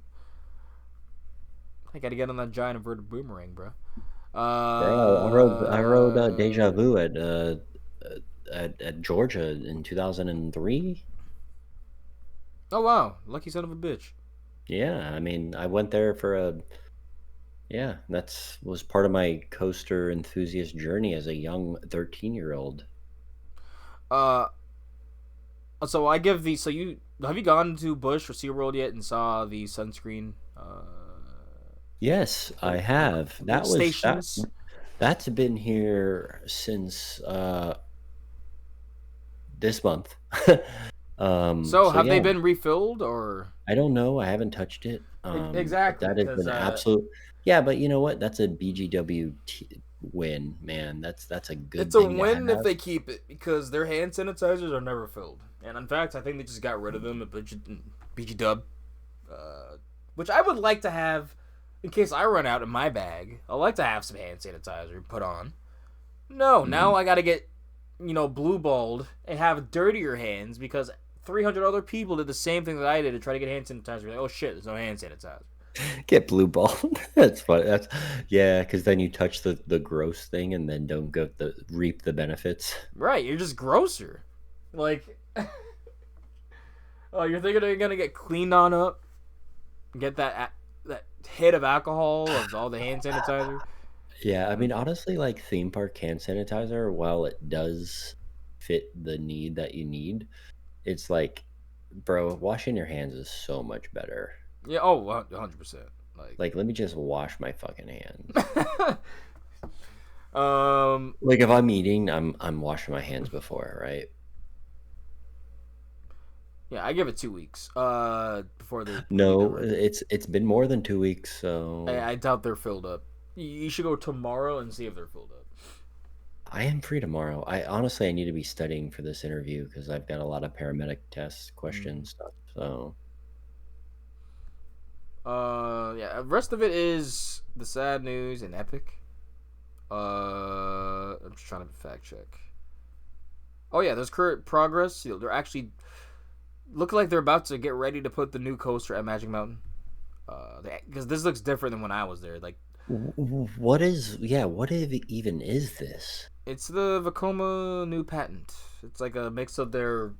It's like a mix of the SNS bird, like bucket thing. I don't even know what to call that thing. Like the swing The axis bird. coaster. I know what the bird thing you're talking about. That's It's like what's a mix going of here. that, but like motorbike. So like you're suspended, but you are also like in a riding like straddle situation. The patent we covered like a few episodes ago, but yeah, that's what's being added here. It's gonna be the first of its kind. So, what else is here? Oh yeah, I want to bring this up. We need to start talking about some modern Ace landmarks. I'm sorry. Kumba. So Kumba. it was like we give them to where was this? Which one was this? American Eagle. So Great America, awesome. It deserved it. When are we gonna give like as much as I shit on Millennium Force? When is Millennium Force getting an Ace landmark? You know, stuff like that. You know, like does Magnum have an Ace landmark? Magnum and Kumba deserve it. Does Magnum?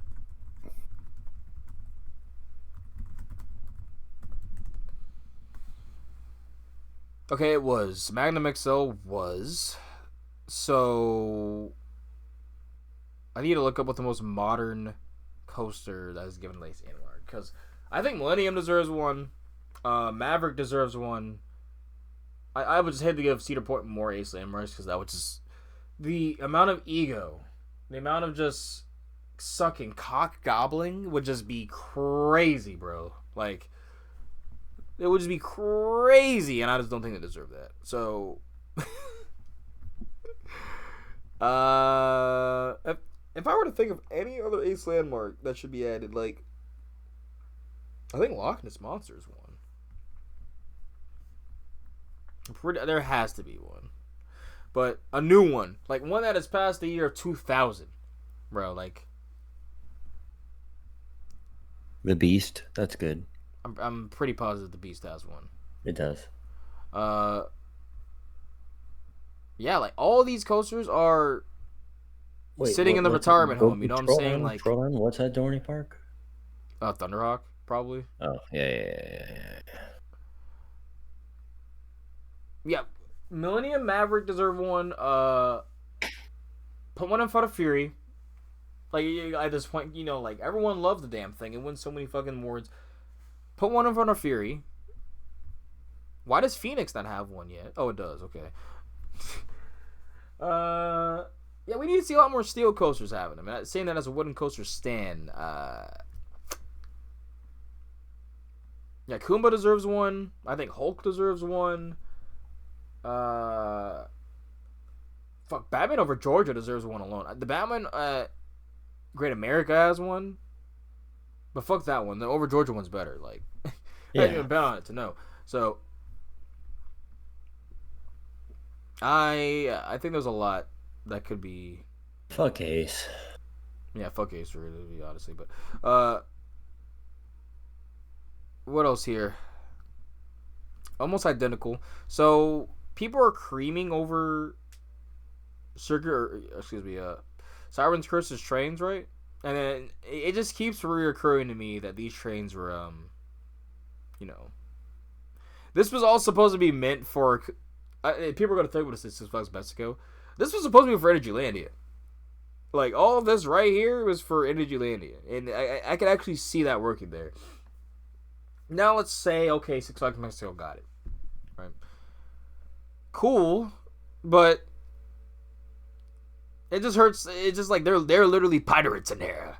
We took our booty and we got it with the Siren's Curse. Like they literally stole this shit. Ugh, I am sorry. They just do not deserve this ride. But the trains are cool. But they look. If y'all looked at Circuit Breaker's better reveal, which I'm not even just saying that it was a better reveal, but they look exactly the same. Like I honestly am having a hard time finding a difference. You know how there's normally paint differences. Maybe like it's a bit more America put into Circuit Breaker, but for the most part, them shits are a toothpick changes everything, huh?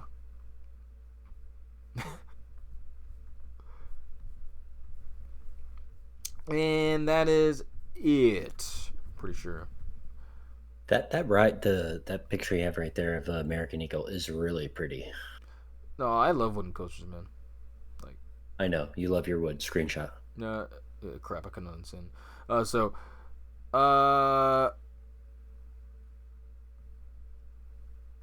yeah. So apparently, the sky views were just confirmed to not be coming back at Hershey Park, which is pretty sad because I think a lot of parks, especially parks like Hershey Park, these full like they have full layouts. Like, they have so many rides there, so many experiences, just to look at everything and just see the madness that you're experiencing. I think that's just very cool. So maybe and hopefully they replace it another way, but I'm not gonna hold y'all. The day and age of the sky ride, like the viewing observation ride, it must not be worth it because you would think that it doesn't cost much. It's basically just an elevator going up and down at some point, but it is enduring itself to the, it's outside.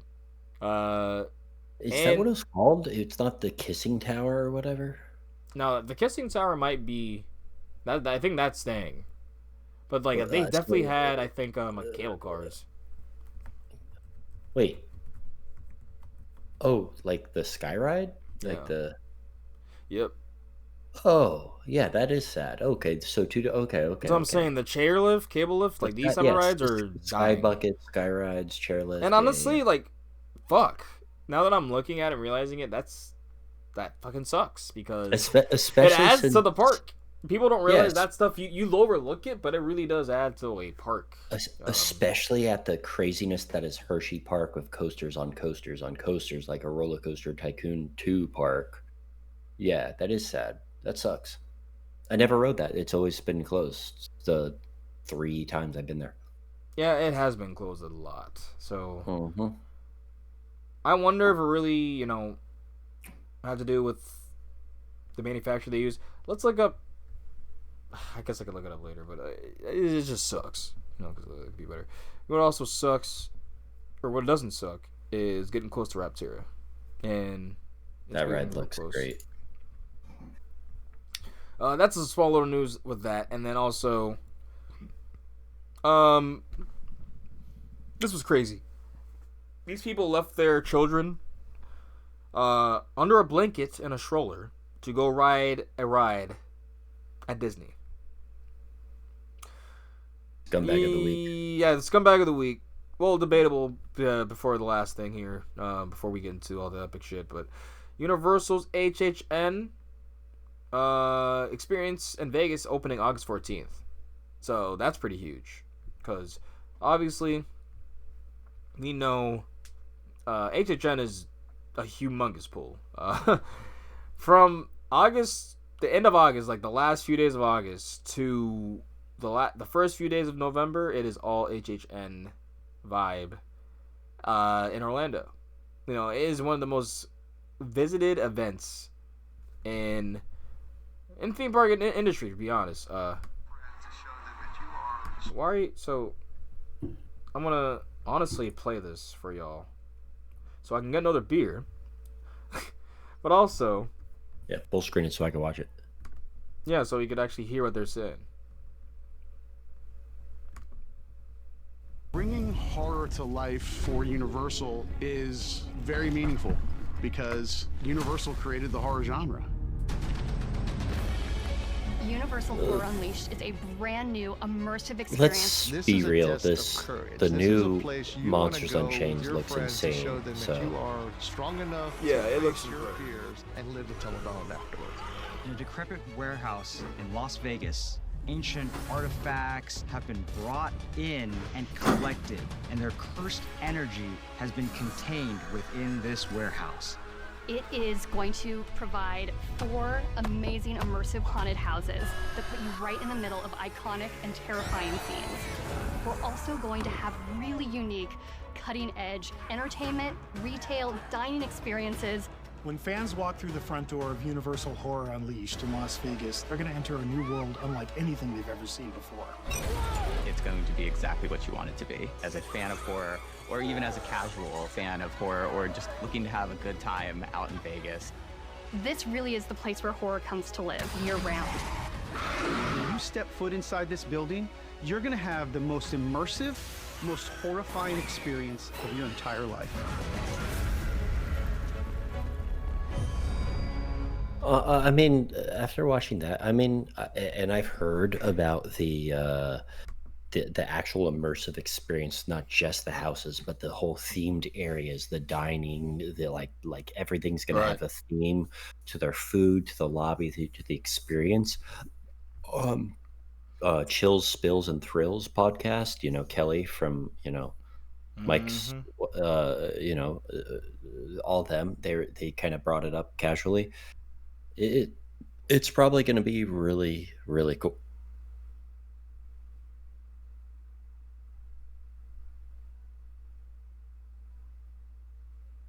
So yeah, I think it's gonna be awesome as a fit, because I think it's gonna be more intimate than what actual HHN is, which I think is the big issue. Well, the only issue with HHN, to be honest, which is that it's not as intimate of an experience of a haunt anymore. It's like a big production everywhere you go with it, which was the most jarring part for me. But it's still one of the best horror experiences you can go to at the moment. So that's why I'm excited to see where they take this fully like only HHN year-round experience to go. So, and also another wooden coaster was ruined. I almost forgot. Stampeda has Titan Track on it. I heard it was terrible, but at least they could have kept it woody. Have you been to the BGT Passholder Lounge? I don't want to flame them or my influencer contact. Apparently, it is a couple of phone chargers and a water cooler and hardly any chairs. And I'll leave it at that. Because no, I haven't been, and I have no plans on going. All right, getting close to Rapterra. That I don't know if y'all saw the recent launch of it, but it looks like night and day compared to the first launch that they used. I had a Fed Rapterra's honor the other day. Why? Because people that were talking about, oh, it looks shitty. I had to mention the whole. It kind of doesn't look shitty, but okay. Well, I had to mention the water dummies and stuff. Okay, so I won't name any names, but I said, how is the pass holder lounge lame? Literally a water cooler and a few chairs with chargers. It was embarrassing. Not even a kiosk, no drink machine. Like, why was it there? LOL. Because every park's doing it, so they have to do it. See, United Parks and Resorts do not try to do anything new. They just see what other parks are doing. Like, all right, fuck it, we'll do that too, right? That works. It doesn't have to make any sense, or we don't have to make it that coherent with our park. We just know other parks do it, so it clearly works, right? Like, no. Like that's generally what I've seen with, like, all of their additions. And people could say, oh, they're forcing B&M to step out of the box. Like, I guess. But, like, let's be real. Pipeline is the only one that truly is new or innovative. Like, they finally did a family coaster. Congratulations. Every manufacturer has been doing a family coaster. Like, that's an awesome pick, by the way. Yeah, we're looking at Rapterra. People were shitting on this, by the way, and that's when I knew the enthusiast community is just, like, cynical and just like doesn't like roller coasters. Yeah. Yeah, like, bro, this looks great. Wait, I think I can find it here. Yeah, that rock work looks atrocious. Also, these four beers are hitting. I gotta take a leak. I'll be right back. All right. I'll just go through the rest of the smaller stuff anyway, so we can just go over the epic shit. So, yeah, I was saying, wanted more original food. Yeah, wish you could. Wish I could. What else? I'm pretty sure that is everything though that we covered. You know, we're basically just gonna just gargle the nuts of Epic Universe. Actually, last thing, last set of news here. So here's the last two things. One, it is really sad to hear about what happened to Ijanika. Apparently, a mechanic lost his life doing maintenance on the ride. Happened around the same time that everything with Ka was happening, so it kind of went under the radar. But, if I translate the post here, this is all in Japanese, but this is from Ken_Fuji_Q_park. I'm assuming that's their home park. But I think the ride's been closed indefinitely at the moment due to the accident, so... I can't find the post saying where it happened from. Like trying to get the actual quote.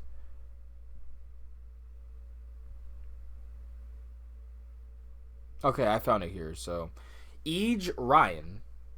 This is that's his name. Ej Ryan 126 on Twitter. He goes, "Hi there. This is Ryan. I live in Seattle, but I've been friends with Ken-san for quite some time. He actually lives near Fujiku Highland and Fuji Yoshida, Yamanashi. He's local. But something went wrong. While Ijanika was undergoing maintenance on Friday, February 28th, just before noon, a 29-year-old mechanic worker of Fujiku got stuck between the wheel of the vehicle and the track of Ijanika. He was unconscious and taken to the hospital, but by the time he got to the hospital, he was pronounced dead. Ijanika was scheduled to be closed on February 28th, but as a result of the accident, it is closed indefinitely. And as the Yamanashi police is investigating the maintenance accident. Terrible accident. Like... Yeah, sounds pretty tragic. Rest in peace. Like... Oh, I could not imagine. But last thing here, do not talk about... Oh, last thing here before we go to Epic. Do not talk about what you don't know about. So, because if your tongue is not connected to the synapses of your brain, you just look dumb. So... Yeah, that's me. So, yeah. I just got this from, and I'm just going to call it... Yeah, I was going to call it out here. Tater Nuts _ The only reason I'm calling it out is because of the hypocrisy, and it pisses me off. And you're talking about people that I care about. So basically, shit posting is now negativity. I didn't know that. I didn't know also that you could just hit the mute button as well. But when you look at homie's profile, it is nothing but negativity and soullessness. Yeah, they're typically the most. They're typically the and most. Every reply is just the worst reply. Nothing ever positive. Ever. And then on top of the fact, reason why I'm even making the only reason why this is on here now is because I knew they were just bullshitting. When now you are saying, hey, yeah, I know I get it because their home park's a great adventure. Neither of them live in New Jersey. No, three of them live in New Jersey. So unless you're confusing that with Coasters and Brews, which isn't a drunk rider, I just we need less negativity here, and just more smart people. Appreciate you. So on to Epic Universe.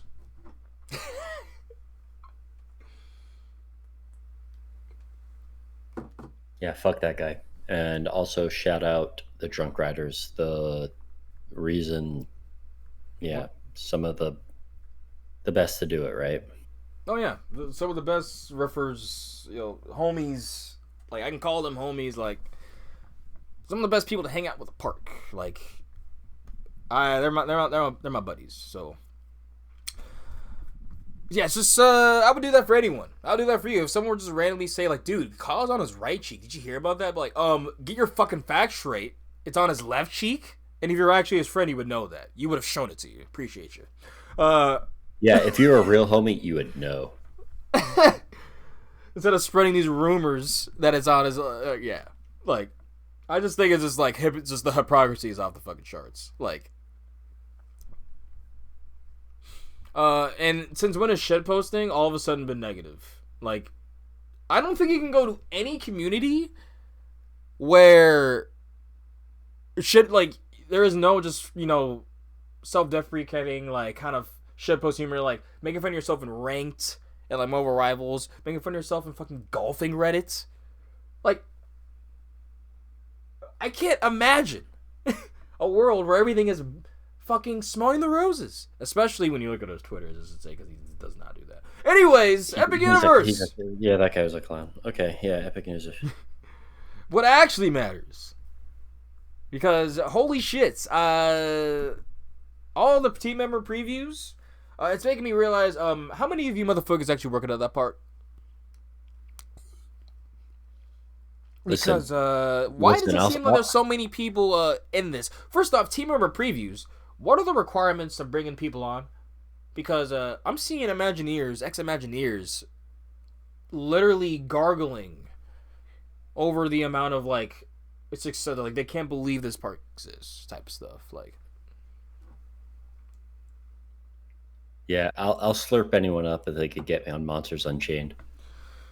So that's a good thing to ask. If you can ride any ride right now, Monsters Unchained, Monsters.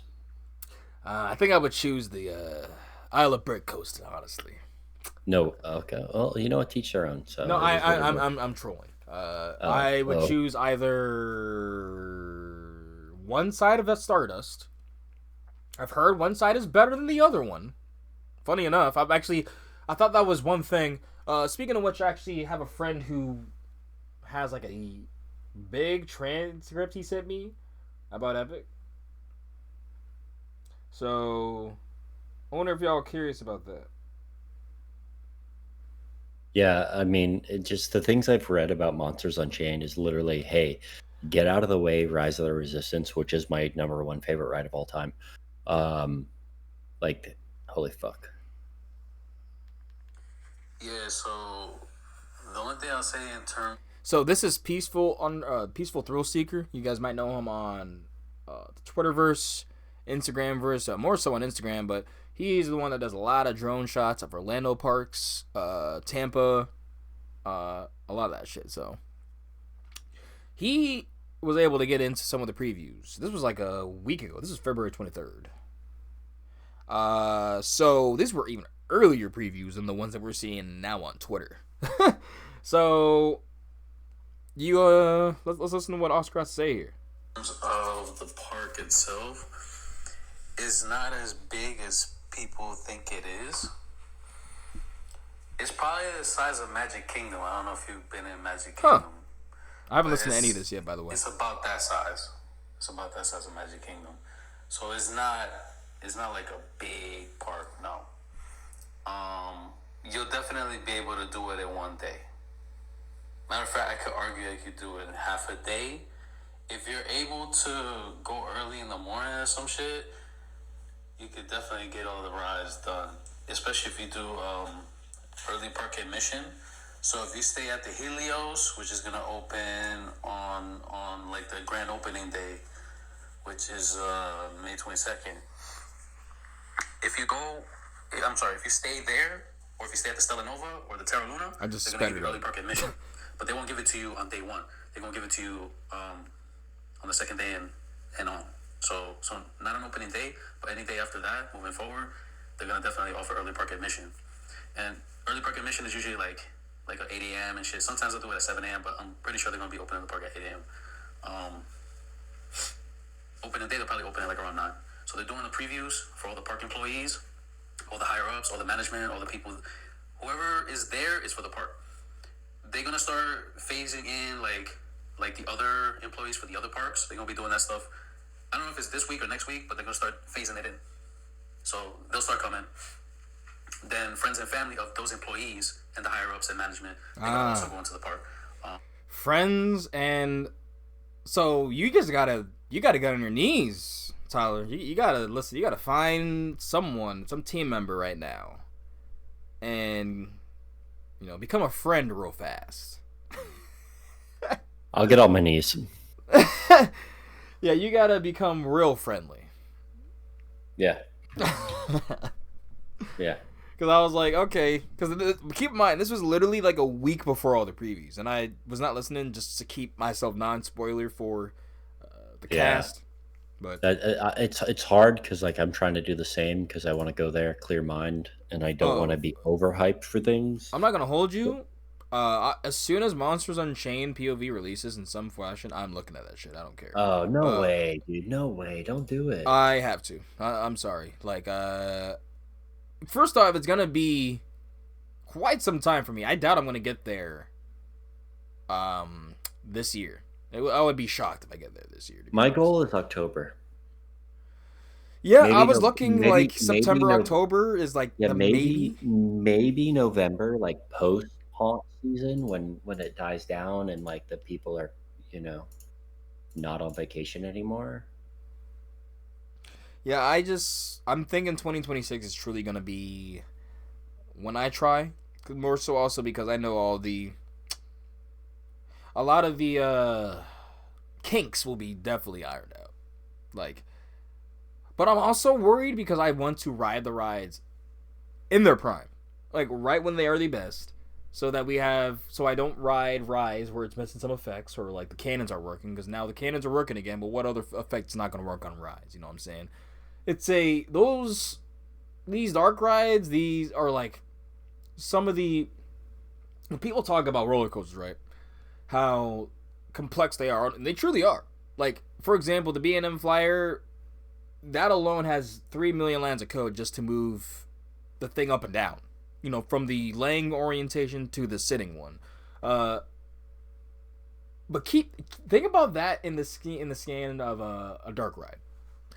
All the animatronics, all the screens, all the moving effects, all making sure the blocks are in check within all the cars on all those stuff with all the moving effects on top of that. Like, those are some of the most complex, if not the most complex designs for theme parks is a dark ride.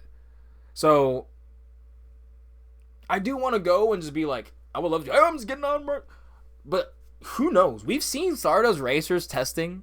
We haven't even thought about the amount of times they tested all the dark rides because we can't see them. Yeah. Like, they've probably been testing them motherfuckers probably twice as much as they've been testing, like, all the coasters, to be honest. Because they have so much behind, like, there is so much behind the scenes. There is so many working parts with the dark ride. And then hearing the praise of Monsters Unchained, and keep in mind, I haven't been on it, but I'm just thinking about all the moving parts that goes behind Rise. Probably the best dark ride out right now. The best ride out right now, besides Unchained, yeah. I need to make an actual list. That sounds fun as fuck. I make an actual list of just all the best rides. Not just coasters, all the best rides in the world. So I don't know if you could see me, but I have number one greatest ride of all time is a fully operating Rise of the Resistance, right? Like, I am a Star Wars guy. I don't like that it's the sequel, whatever. I would say, do you not like sequels? No, I don't. But like the whole, but like the immersion, the fucking guns going off, coming face to face in the AT-AT elevator drop thing, all that. Seeing Finn just hide in there. Seeing Kylo Ren up close. Whatever. But like even if that were Vader or something, that would be so much better. The queue for that ride is hands down like amazing. The queue is brilliantly. It's like one of the. That's the thing. I don't know.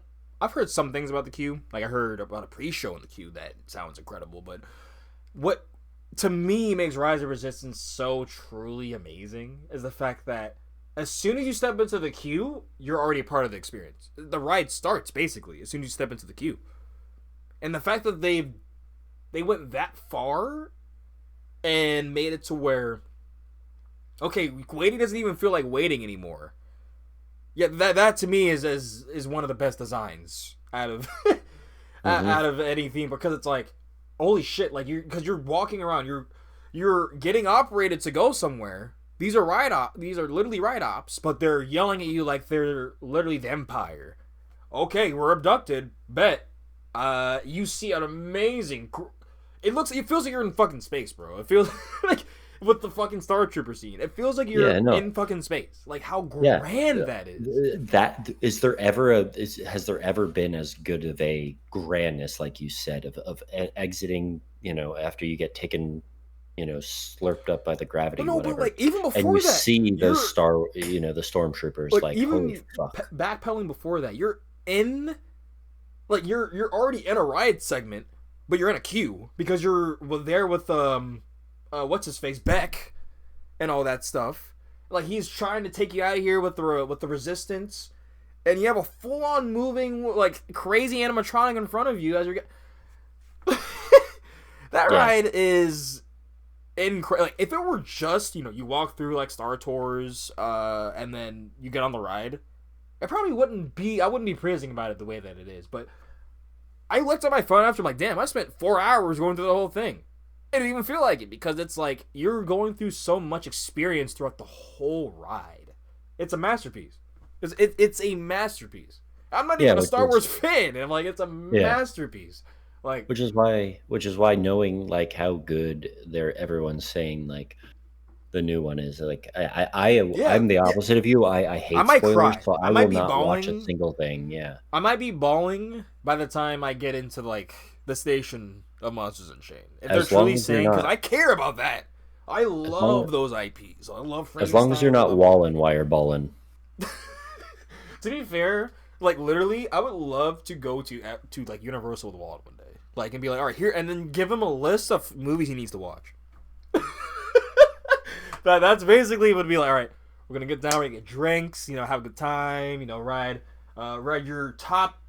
See, okay, where do you have Red Rocket ranked? That's a big factor here. Where do you have Red Rocket ranked? Is it in your top 30? No. Yeah, Walnut's in his top 30, bro. Huh? What?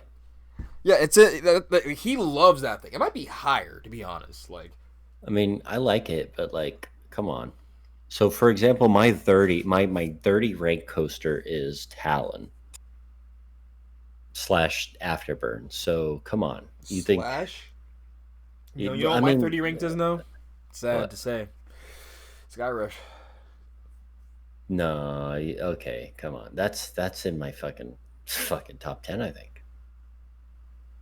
Yeah, it was in my top 10, and then they changed the restraints.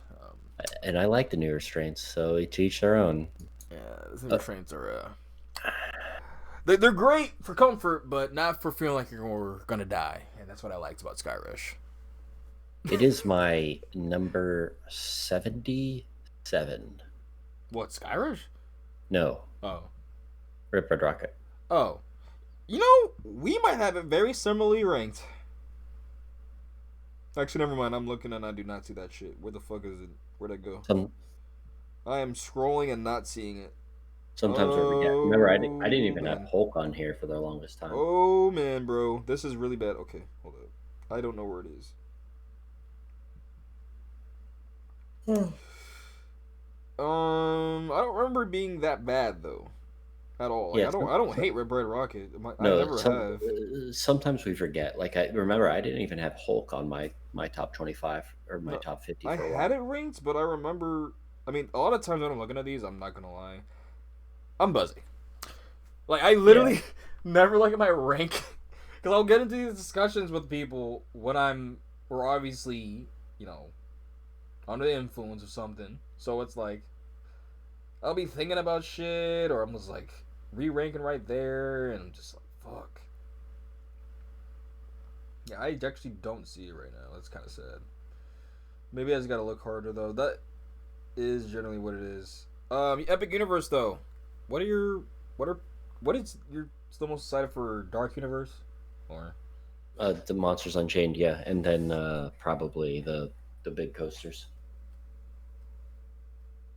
But yeah, Mr. Buzzy, we've discussed this.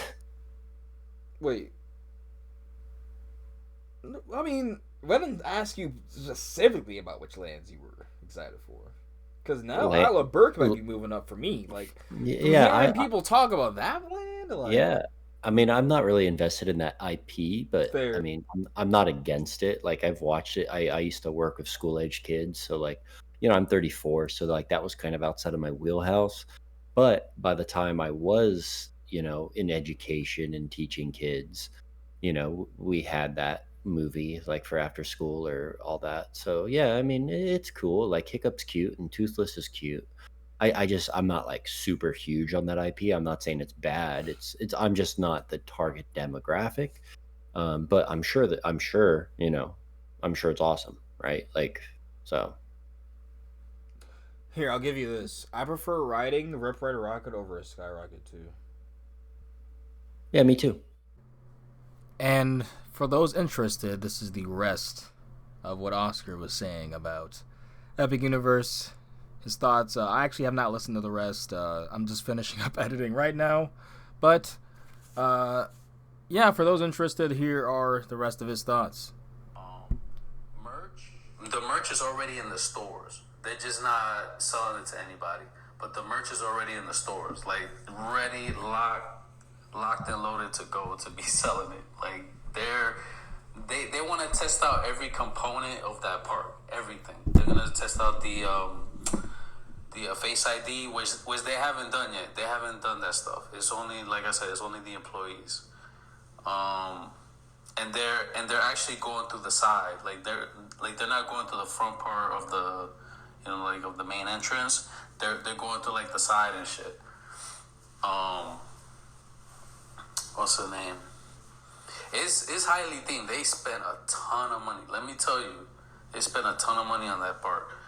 And it shows. Like, it's very, very immersive. From what I saw from the air, it definitely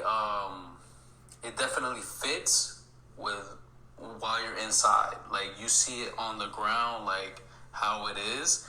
The detail to everything, the attention to detail on the floor, on the freaking portals, like all that stuff is all attention to detail. Like, it's all like intricate and shit. Like, they really, to me, most immersive park I've ever been to.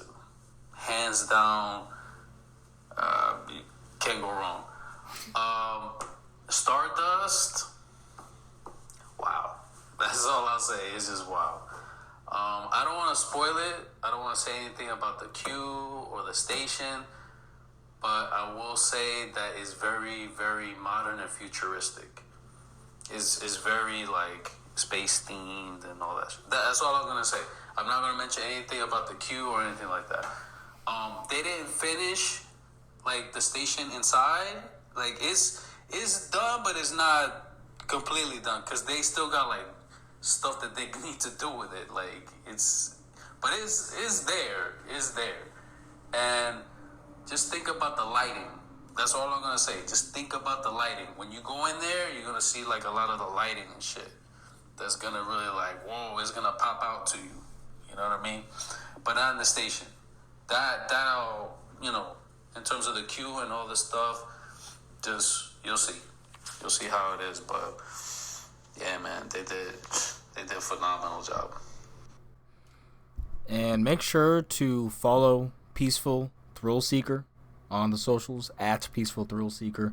That's who gave the rundown and us further hype for Epic Universe.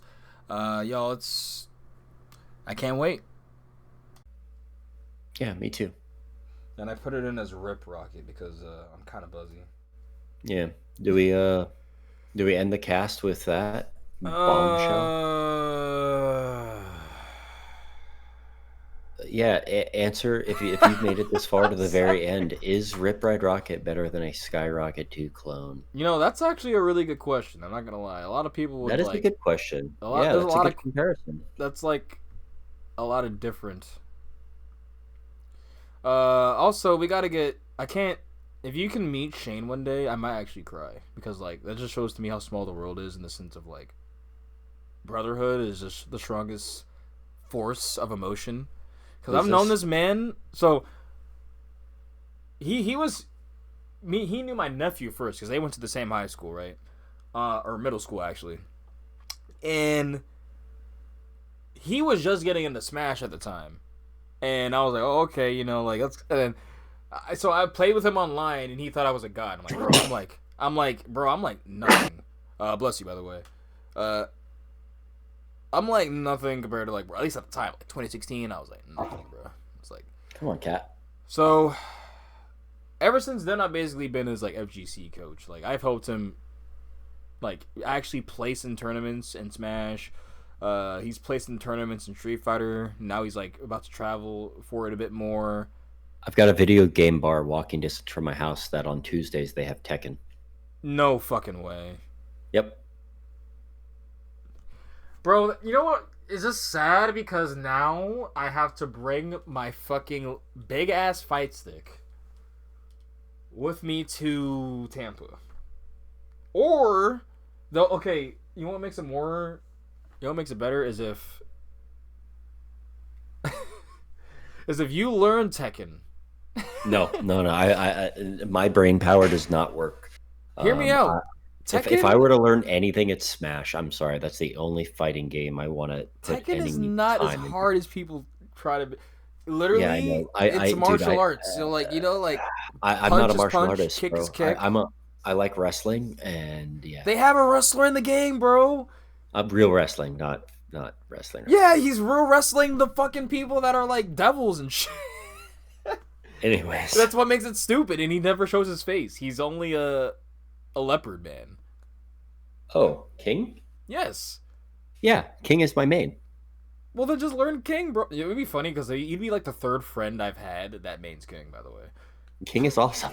King is He is awesome. Like, badass as fuck. his backstory is stupid as fuck. Like, he literally travels like challenging these like He said magic he has a people leopard thing. Yeah, I know King. just Come to on. like just to wrestle them and show that he's the best. But he's actually the best. But there's been multiple kings. Like, this story is so stupid. Like, I'm not gonna lie. If you want to like kill some time and you're just down for like, no, I'm just doing this for the audience and anything. Like, if you're at an airport, you don't know what to fucking, your Twitter's killing you, like it's too much, or like Instagram's too overwhelming. Just look up the timelines of fighting game fighting game IPs. Like, just look up the stories and how stupid they are, because you might be entertained. They make no sense ever.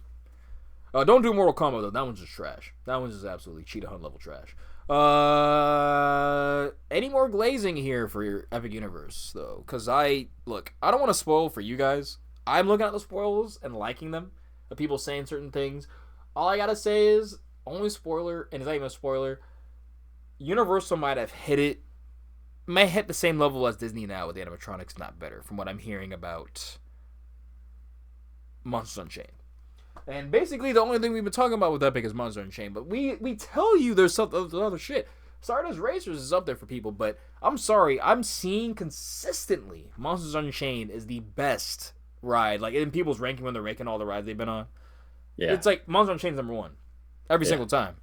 Every single list. Like, Monster Unchained's number one. It's just going to be something that we haven't seen, I think.